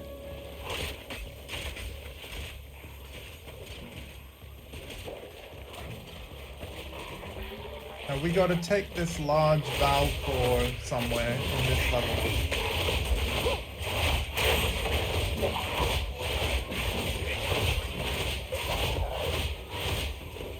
You'll notice that the 25% of my life pool is reserved. That is a downside of taking the thing that gives me more spirit based off my max life. So every point of my max life does actually still count towards the amount of extra spirit I get. But in terms of my actual HP, I can't heal beyond 75% basically. As you can see by the bit of artwork above my health orb, just keeping me at 75% all the time.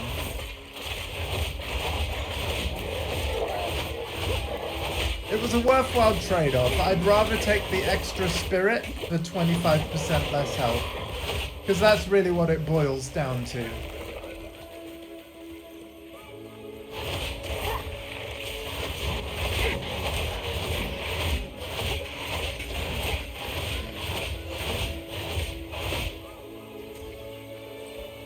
It felt like a worthwhile trade. Oh, a waypoint. Wait, I missed this waypoint? Apparently I missed this waypoint. Okay. Wow. I also missed a troubled camp in this zone. Which does look cool. I may want to test out. Feels better earlier on than Mercenary. I mean, really early on, it was rough. I'm not gonna lie. The Witch early the on. Optimist may know something of this.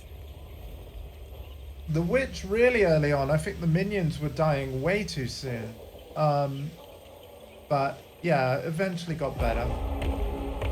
Finally, some progress. Hello. Okay. Death gems, blood crystals, or, more colloquially, soul cores. They were made by sacrificing living people and capturing their energies inside a crystal lattice. Oh, really? Some think the victims are still trapped inside, existing in eternal agony until someone drains the core's energy completely. There's no way to know that for certain, of course, but it is rather chilling to think about. I mean, as you can see with my Witch, like I'm level 42, and as you can see, I've only got 4 minions. That's not a lot. Really not a lot at all. Well, 4 skeletons. I know I can summon zombies and I can have up to 10 of those. But yeah, I really want that skeleton number to go up. So I'm hoping like in the later game, I'll be able to do that. I'll show you the passive that I'm going to be working towards. In fact, I am actually working towards it now. It's going to, rather than give me more spirit, it's going to make the cost of every minion 12% cheaper. Meaning that there'll be more spirit available. So I'll be able to have larger numbers. We're just going to finish listening to Alva. And then I'll show you the passive node I'm on about. These waterways are a series of canals the Val built on the upper edge of the city. The Great Matlan River didn't run quite this far south, but they diverted a portion of it for a complex irrigation system. That really allowed the city to thrive and the Val to flourish. Oh, I don't fully understand why they created a system that could flood the entire city. Dude, having you around my house and we played a bunch of Dead Nation together on PS3, you remember that? Although, no, do you remember the time? We've brought this up on stream before, I'm sure. You remember when, like, you came around my house, like, in the morning, quite early? I think it was, like, 10 a.m. or something. We ordered Domino's, and we just played Diablo 3 the entire day, like, for 12 hours. Dude, good times. Yeah, it was the console version, PS3 version, I'm sure of it. You know, you downloaded your save data from PlayStation Plus online storage. So you had your characters. We played for like 12 hours. You uploaded that save when you went back home. And everything you'd like, obviously carried on playing on your console. Oh, man. Yeah, before the change, yeah. Well, what was great about the PS3 version, because it was the vanilla PS3 version, it was even better than the PC version at the time, because it basically had the Loot 2.0 system of Reaper of Souls, but it still had it had the old Paragon system. Oh yeah, it had the Paragon system of Reaper of Souls, but it had the old difficulty still. It still had Inferno difficulty. So I actually think the vanilla version of D3 without Reaper of Souls on Xbox 360 or PS3, that is a very special version of Diablo 3, because it's rock hard because it has hell, but you get better loot because there's no auction house. It's a wonderful hybrid version of the game. Would implement. No, it would ruin the game. Like, I realized the first time I used the auction house in D3, that killed the game for me. Because if you remember at the time, drop rates for good loot were really low, to the point where people were speculating like, oh man, I bet the loot drops are so low because they're wanting us to get frustrated and just spend money on the auction house. Which is what people did, and eventually I did too. I bought a wand for my wizard on Diablo 3. I paid £10, but it was an extremely high-end legendary wand. Stats were perfect, but it rendered the game pointless, because all of a sudden I was so much more powerful, and it's like, why would I bother playing the game for loot? You know, solo self-found, when I could just open my wallet, because £10 is not a lot of money, like, every now and again. It's just like buying any kind of DLC. But like, the whole point of an action RPG and actually playing it is to earn that loot through playing. So no, I hope that Diablo never gets an auction house again, whether it be gold or real money. Like, I mean, what's kind of cool with Path of Exile 2 is that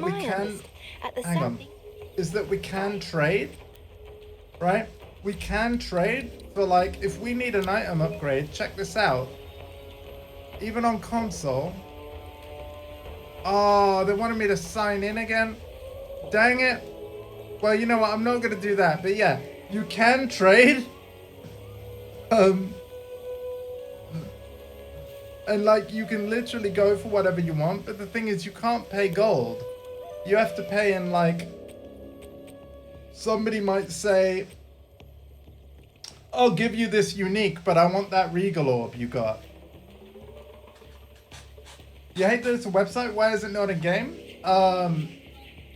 Because a website you can look at from your phone, and yeah.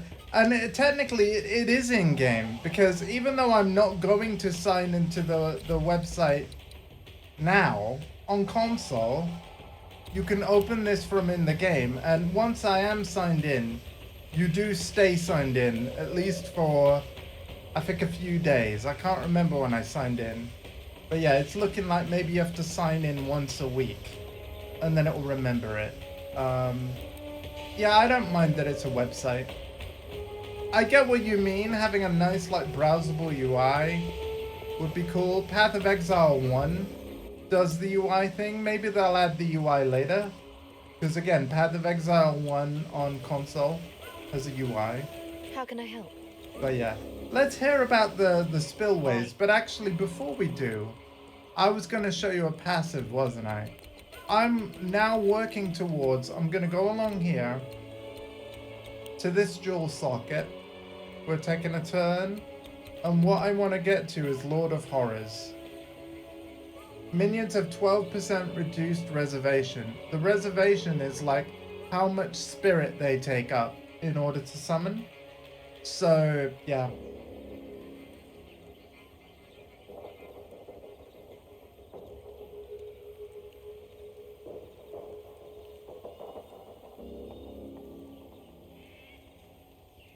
Yeah, I mean, sure.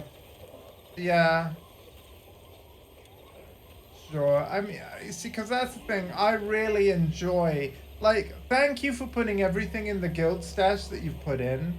I've not really been using it. I think the only thing I grabbed after, you know, using a bunch of currency did not give me the modifiers I wanted is I really wanted a level 40 life flask with charges per second. So I managed to get that just with currency on the mana flask. But yeah, I think I might have taken from the shared flask tab. I think I might have taken this life flask. So thank you. Because yeah, charge per second on the flasks is so useful. Yeah, that's it. That's what I've been saying to everybody. And same for everything I put on. Look, we've got a very excited skeleton over there. Hello. Cool. Hi. Tell me about the spillways. From my understanding, it was a failsafe. A way to make sure their creations didn't get the better of them or the world. The Vol really were a very intelligent and pragmatic people, you know.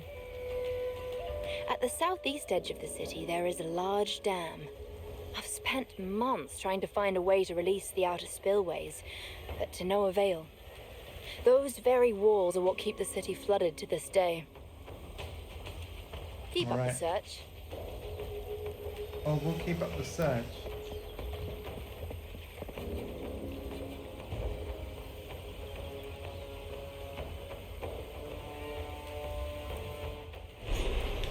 Yeah, I even with in-game gold or the in-game currency, like, I'm reluctant to just go on the trade market and just get my perfect items. Because do you know what happens in an action RPG? When every single slot on your character has the perfect items, do you know what you end up doing? You end up stop playing the character because every loot drop is useless compared to what you've already got. I don't really want to stop playing the game or the character. Like, the next item is kind of the point. The carrot on the stick, like the upgrade that you don't have is the one that you always chase. So that's where more game time comes in. Yo, Merc is kind of oh no. Wither away. Well, if you're bricked, then yeah, trade can be a lifesaver. Either that or respecking your gold. There have been times in this playthrough where I've felt quote-unquote stuck. Every time I've been stuck on a boss, you know what the solution's been? Go do something else. And I don't mean play a different game. I mean, the Act 2 boss. You were even here for it, right? I couldn't beat the Act 2 boss. Eventually, I decided to reset my instance on that moving caravan thing, the Dreadnought, and fight my way to the boss again. Within seconds of resetting that instance, I got I think it was a level 9 skill gem. And with that level 9 skill gem, I got Dark Effigy. Let's have a look at the skill video on that one more time. Dark Effigy raises a totem that launches chaos projectiles at any enemies affected by chaos damage over time. The more sources of chaos damage a monster is affected by, the more projectiles the Dark Effigy will throw at it. Dark Effigy... So that the whole projectile thing, and like based off of how many forms of chaos damage were on the boss, that allowed me to kill the Act 2 boss. You want to know why? Because unlike me, the Dark Effigy Totem doesn't miss. Because when you're in a boss fight trying to dodge the hits and all that stuff, you don't necessarily always have your essence drain projectile pointing at the boss like you should, so you're going to miss. It doesn't matter that the essence drain is 490 damage. 490 damage in the opposite direction of the boss is 0 damage. So Dark Effigy literally allowed me to like plop something down that was doing consistent damage. Meanwhile, I can avoid the boss's hits, and it's just a matter of time before the boss is dead. Having that skill gem drop and then trying out Dark Effigy was literally build changing. Minions do most of the work. Well, you'd think that would be true for this witch, but the reality is, even with speccing so much into minion life as I have, because it's right over here, the bosses are really tough and they can still kill my minions. And again, I could spec more into minion life. There's more minion life around here, but and other damage reducing things. Like, I'm pretty sure, yeah, it's over here, look. But I actually want to go past this. We really need to get up here. And we really need to get the lower reservation. Lord of Horrors is my next target. But we will spec into, like, more attack damage for minions. Or more life for minions, if we need to. If the boss fights demand it. But then we can refund this circle. Let's say we fill out that circle. We can refund it to basically get everything we need up here at a later date. That's kind of my plan. Do I have fire spirits and arsonists? I used to. I had raging spirits, if that's what you're on about. Yeah, I have. In fact, I've still got the wand on my offhand. Volatile Dead. When you kill something with Volatile Dead, you get 3 of the Raging Spirit skulls. They were fantastic for clearing. But here's the thing. The reason why I took it off is because I wanted to put more Chaos skills on. And I literally ran out of skill slots. And the other thing was, fire damage is elemental damage. I haven't specced into elemental damage, and even if I did, chaos damage is not counted as a type of elemental damage.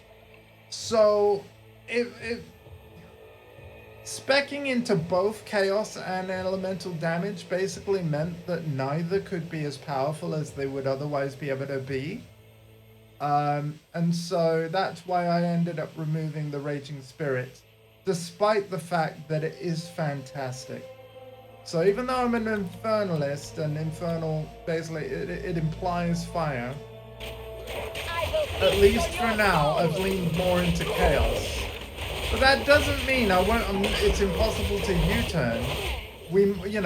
All I have to do is unsocket these Chaos skill gems, put in a bunch of fire abilities, like I had, and it's back in my, my skill gem stash. I had Incinerate back when I was fighting the Act 2 boss initially, because I could actually use Incinerate indefinitely. My mana recharge was so high that I could, Incinerate could be casting forever and it wouldn't even make a dent on my mana.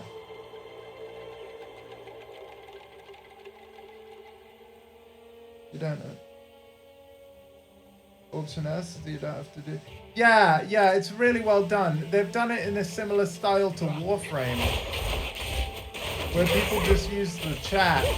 But there's a third-party website for Warframe. I believe it's called is it literally like Warframe Trade? It's not an official website, but you can literally search for what you want, and based on whatever that asking prices, and then literally copy a message with the seller's username to your clipboard and paste it into the game chat to be like, hey, I'd like to buy this. Yeah, exactly, right?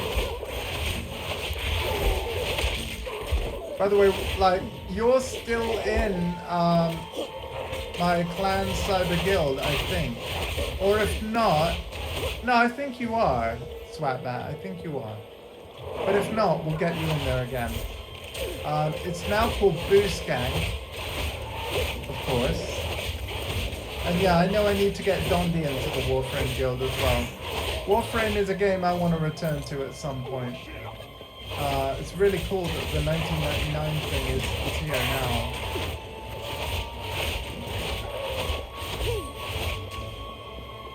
Yes. Thing is, I'm not ready to play 1999. I've got prerequisite quests to do, and when I do them, I want to stream them. I think I've still got to do the red. Was it called the Red War? No, not the Red War. Something War. The New War. Something like that. I've got to do all that still.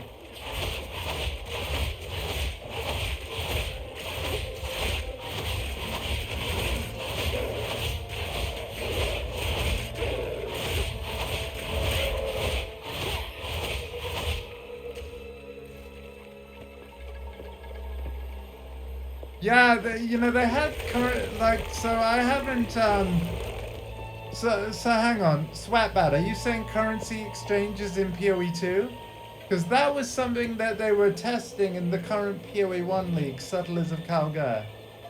I haven't done any currency trading, so I literally don't know. Oh, it's in? Great. Okay, good. Because again, before Path of Exile 2 Early Access started, I did a really cool playthrough of PoE 1 again with my nephew, Freelancer Alpha, fellow streamer as well. Exclamation point Alpha to go to his channel. I think you're both following him already, right? But if not, hit that button. If anybody wants to type exclamation point Alpha to link his channel, since I'm talking about him, I would appreciate it. You don't have to be a mod to do the command, you could just do exclamation point Alpha. Beautiful murder! Alpha, shout out Alpha, do exclamation point Alpha. Thank you. Is it in, like you, Swatbat, and me as well, like the big Destiny 2 player, can you tell?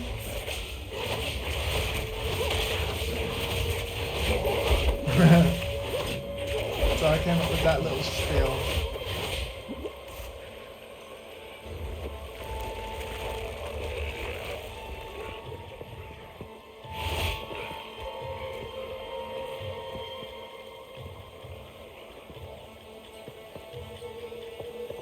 Oh my god. You know, I forgot what I said about you, but I was reading it back, Dundee, and then I saw the word Sunday, and then that just like struck fear into my soul. But yeah, you used to stream on Sundays, which is on a Sunday. Oh no, that joke is just, it's never going away. I think we can put the Sunday joke to bed. As I said earlier.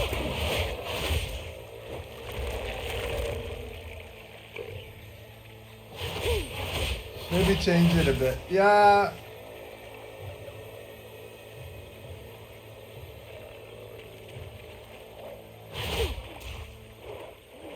But at the time it was relevant, and you're right, I'll probably update it, but yeah. Obviously, if people were going to do your command, like, you know, again, at the time that you were doing Sunday streams, I felt it was important to communicate that. I wanted to let people know when you were going to be there, and oh, look, I died.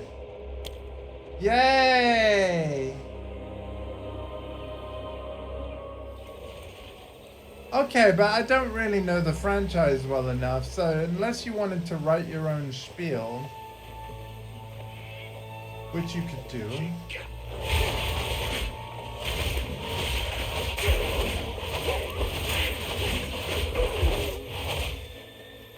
You know, because if I did it, I'd probably just call you a princess. You're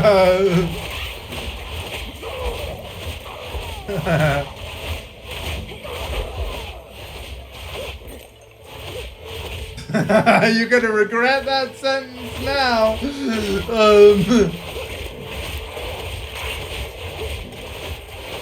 Suffer and die!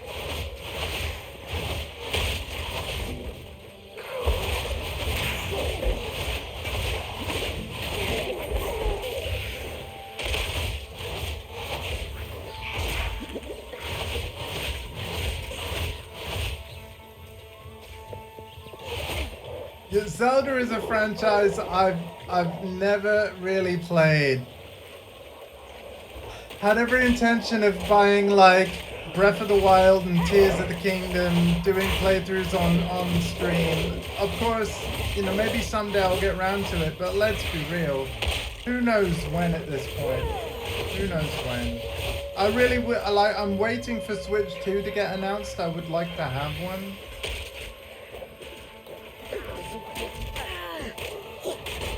But again, my gaming backlog, even with streaming most days every week,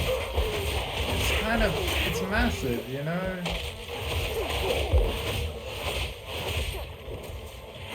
And even beyond streaming, there's so many other things that I would like to do. Basically what I'm trying to say is I feel like I just I don't have enough time, even with like constant free time. It's insane. No.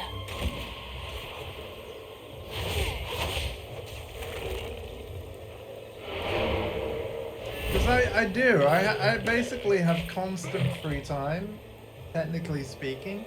Like whenever I make a plan for the day, it's all stuff I choose to do.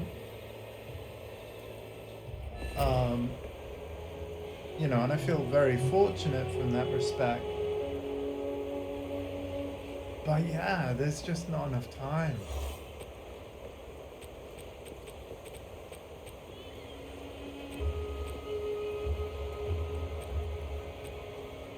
It is actually insane.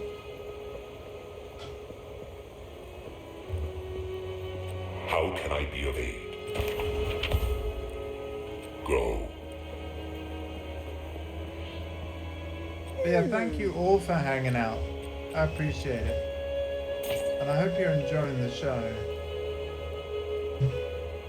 At some point, Swatbat, Miss Bat, and Dondi, we need to trim the fat on the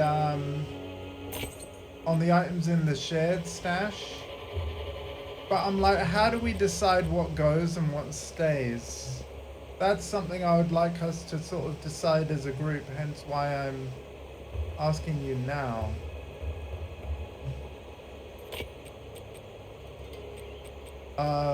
Probably I guess shouldn't do that here.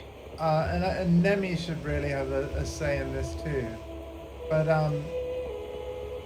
what classes are we all playing? Right? Like as our main.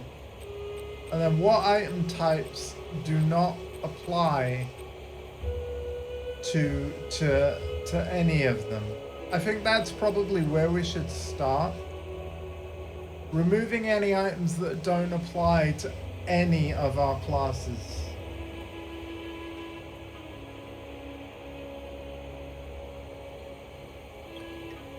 You've been using it as an extended storage for your character? But hang on a minute. Oh. I paid for one quad tab, man. How many quad tabs do you need? Swatbat, no. Swatbat? Buddy? Buddy?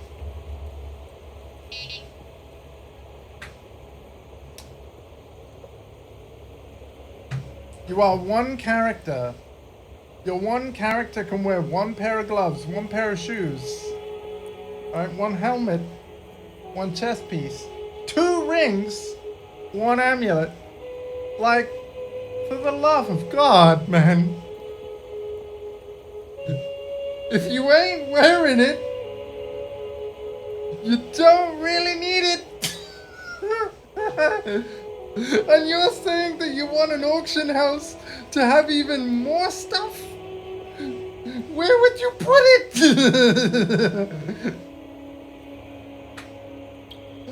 Oh my God. Yeah, it's a small inventory, but you know what you're meant to do with the items you don't want?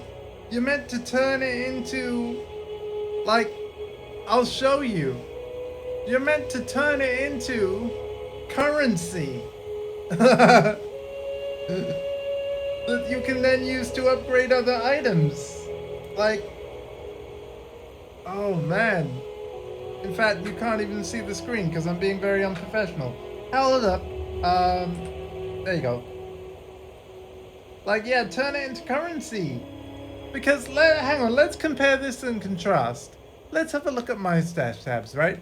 The guild one is empty, but the one that I'm actually using for items, right? Bear in mind, I'm in Act 3. There you go. That's how many items I'm holding on to at the minute.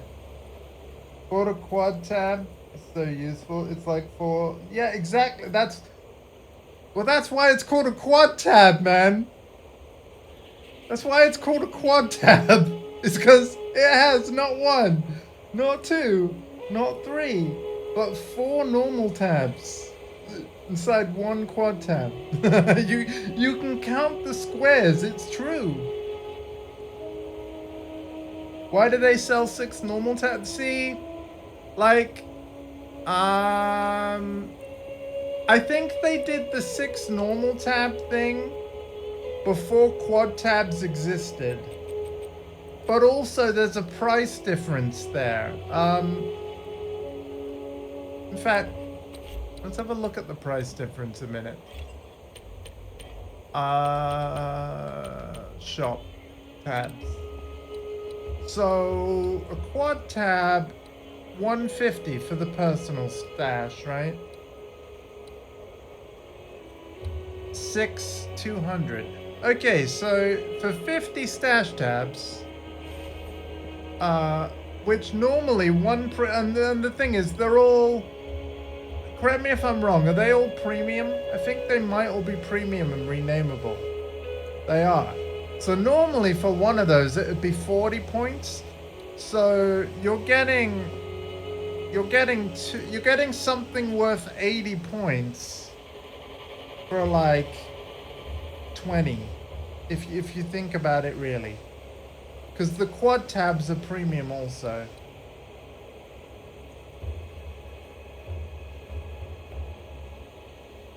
I personally prefer having a quad tab over 6 tiny ones. I'll always go quad tab. Always. And in terms of the guild stash, what I can promise you is when they add more tab types available to buy, our guild is going to have 1 tab of every type. Oh my god, there are unused level 9. Oh my god. I'm not going to take them. I'm not going to take them. But Swatbat, Miss Bat, thank you so much for donating these.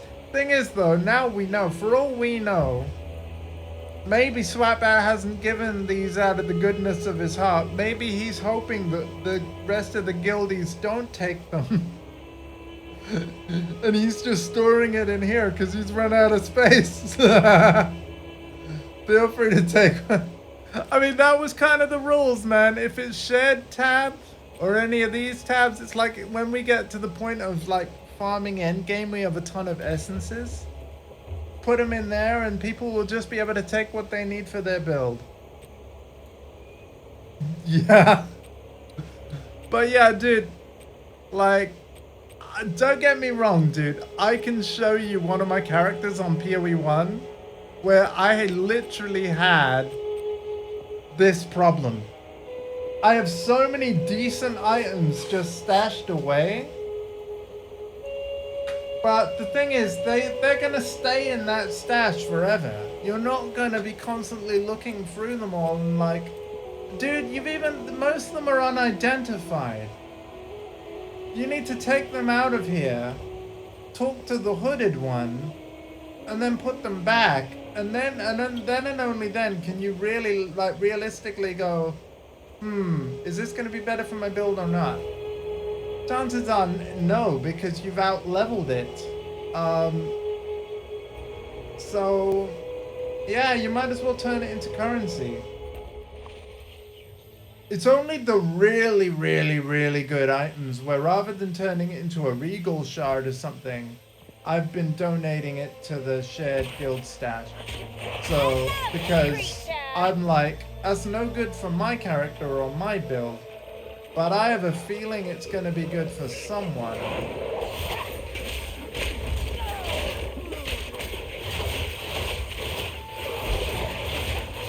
And that's essentially what we want the shared tab to be full of. Really, really, like, game-changing items that aren't unique, but very powerful for the level they dropped at.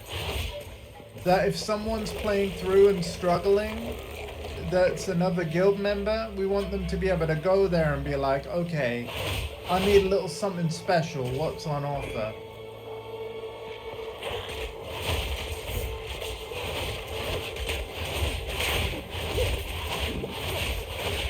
Yeah, thank you for kind of, I don't know who's mostly responsible for this, but both of you, thank you for like moving the items around and kind of almost organizing by item type.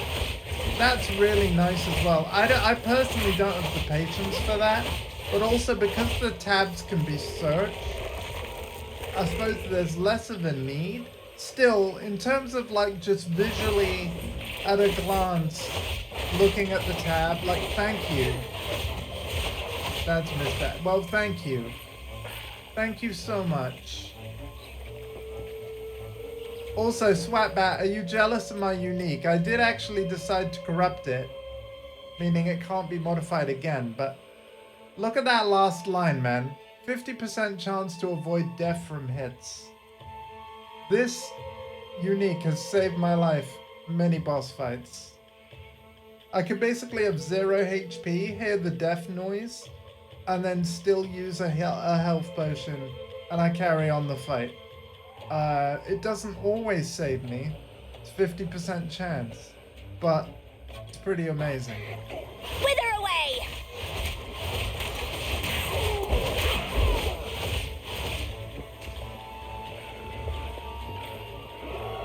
I think the craziest thing about it is like, it requires level 11, dude. So you can basically use it, like, when I'm thinking when I'm rolling an alt, I'll just change what character wears that. You know, as soon as I hit level 11, bam.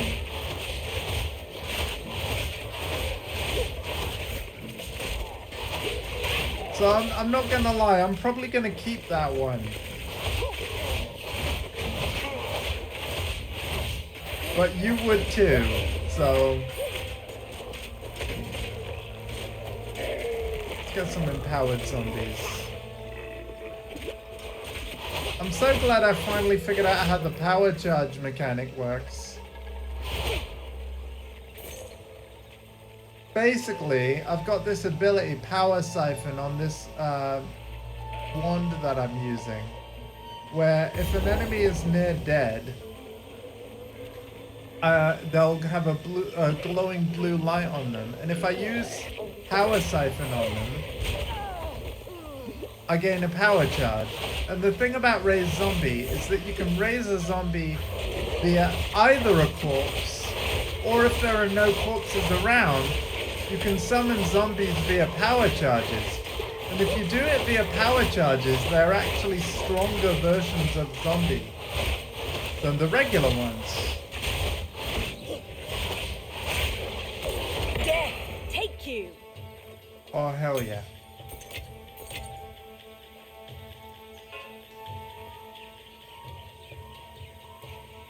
Oh, wonderful, Dondi. I think You're gonna not. catch me up and overtake me, man. I mean, let's face it, I talk too much. You're gonna overtake me. It's gonna be Monsters that die glorious. Talking of cast Ray Ray Zombie Zombie. on a corpse to create a powerful Actually, no, skeletal let's not frost do Ray Zombie. You skeletal know what we're arsenal. gonna do? We're probably either gonna do Monsters Contagion. that die while infected with contagion will spread the infection to nearby enemies. Or Enfeeble is a curse that weakens enemies. Use it on dangerous foes to reduce the damage they can. Or Dark Effigy. Dark Effigy raises a totem that launches chaos projectiles at any enemies affected by chaos damage over time. Let's do Enfeeble. Enfeeble is a curse that weakens enemies. Use it on dangerous foes to reduce the. Yep, we're going Enfeeble. How are you finding the monk?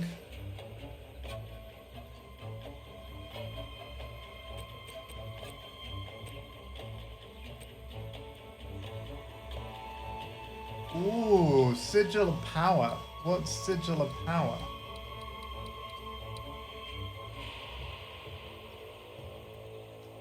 Not for me.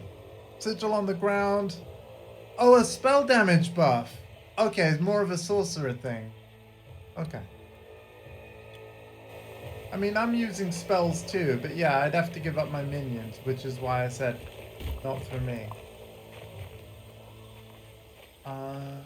Find the control mechanism.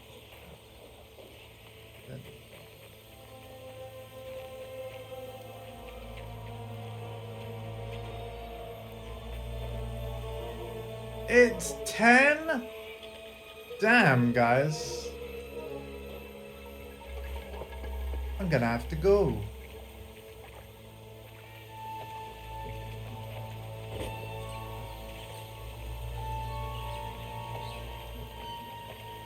Oh well. Thing is, we might be close to I don't know. Let's try and speed run to checkpoint or something. If we die, I'll wrap it up.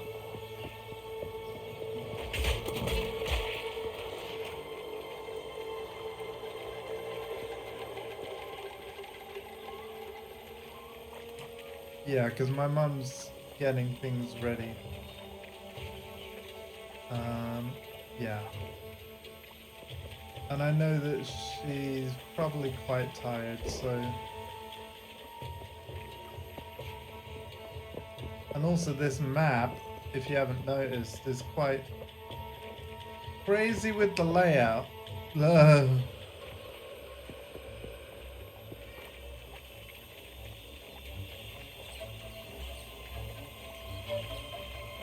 Just very quickly go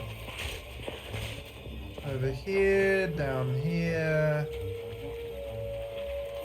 here, down here, over here,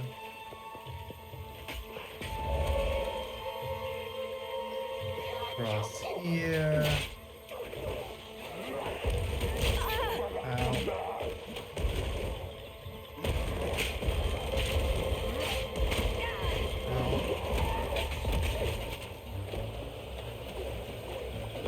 Oh, bolt.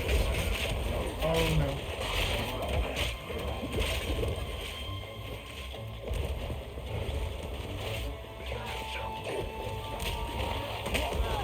I got time for this.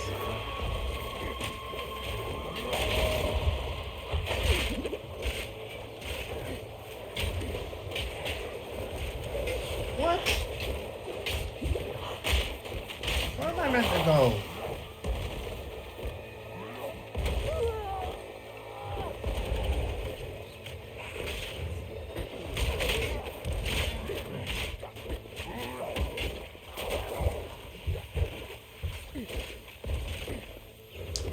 Oh, I've just seen it. I've just seen it.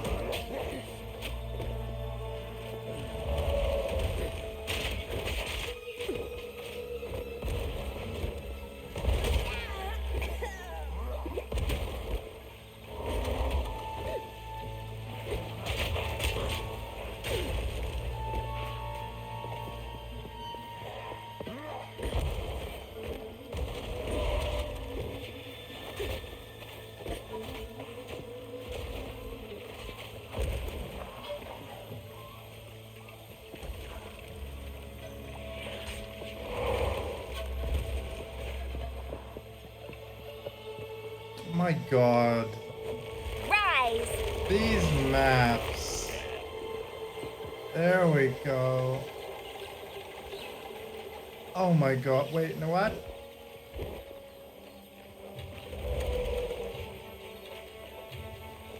I think not.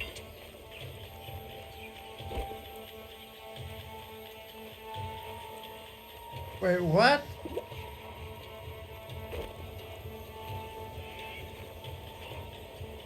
Do you know what? This map can go fluff itself and reset, and I'll do it on the next stream. What we're gonna do is just sort through our loot and call it a night. Yeah, we're doing that. And in fact, in the interest of time, so that my mum isn't waiting too long, I'm gonna do what I did at the end of the stream earlier today, the previous one. Rather than sort through all this loot now, we're gonna identify it, bank it in my personal stash. I'll look over it next stream. Check out your name before I leave. Alright, hang on. Quickly. Thank you.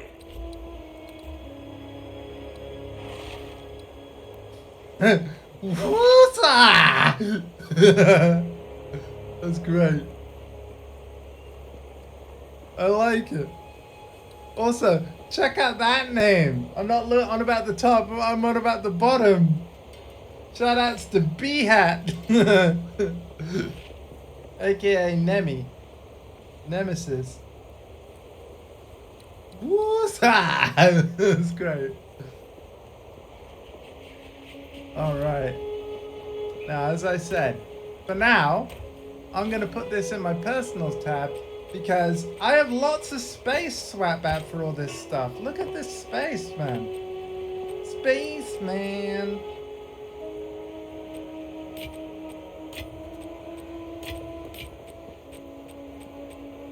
It's great.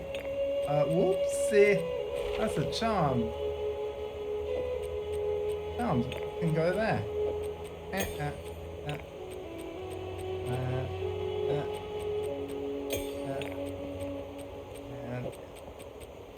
Yeah, Woosa's cool. I like it. I'm also gonna have a very quick skim of the Twitch chat and anything I might have missed before I actually say goodnight as well. I promise. So bear with me, because we'll do that. But yeah, then I'm out of here until tomorrow morning. Still, we've made more progress. We're at the waterways. Did we find the waypoint of this place? I want to double check that. I think we did. There was one at the entrance. If I'm remembering right.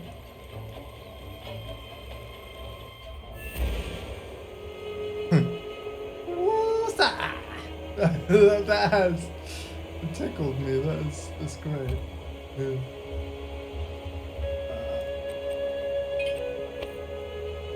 Okay.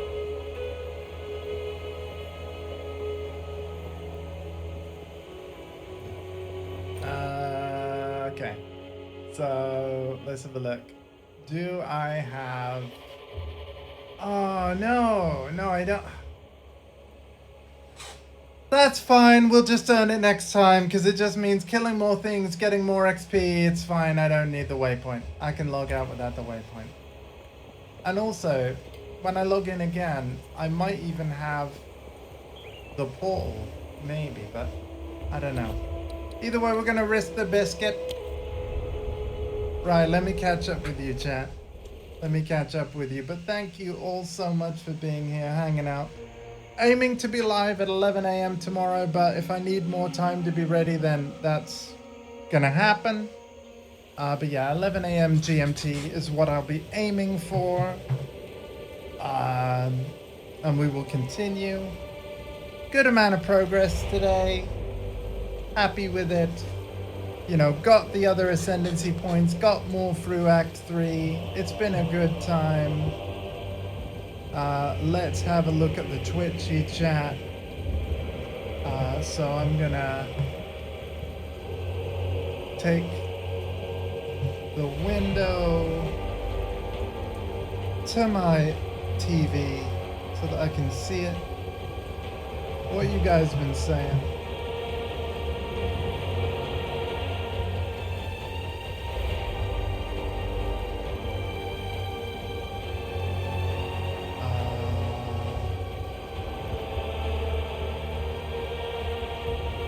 Oh yeah, about the inventory. Oh, Dondi redeemed a hydrate. Sorry, man. Cheers to ya.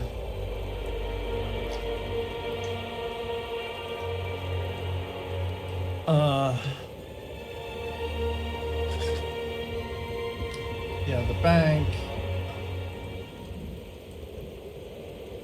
It's not all junk. Some are yellows.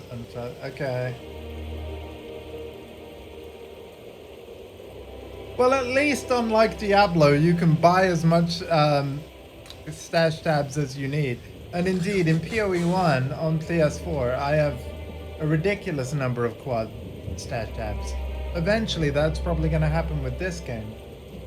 Eventually. Just because I want to support the game and its continued development. And whenever there's a stash tab sale, that's when I tend to bite the bullet. Sort out storage.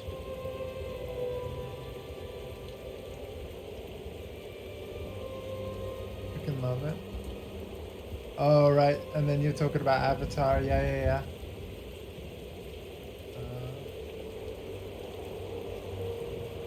Account name change.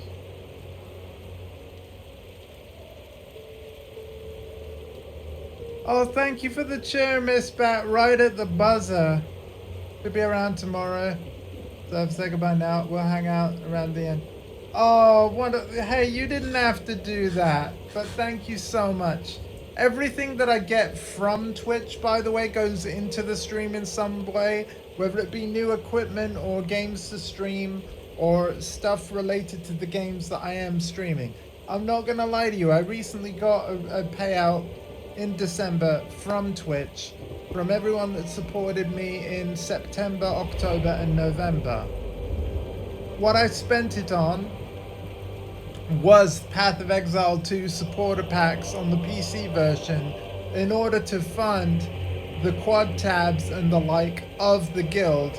So yeah, in a way, your generosity to this channel, I've paid you back in the sense of each of you have got a quad tab. And while it's true that some people that have subbed and cheered, they're not in the Boost Gang Guild on PoE 2. But I want you to all to know that your support is appreciated, and I hope that you've enjoyed watching this playthrough. And thank you very much for investing in the channel, in me, and by extension, our guild in this game. It's been a blast so far, and thank you all so much. I promise you that everything I ever get from Twitch will help the stream in some way. So thank you very much. All right, I've been rambling on long enough, I think. So good night, take care of yourselves and each other, and I'll see you guys at 11 a.m. GMT-ish for more. Bye-bye.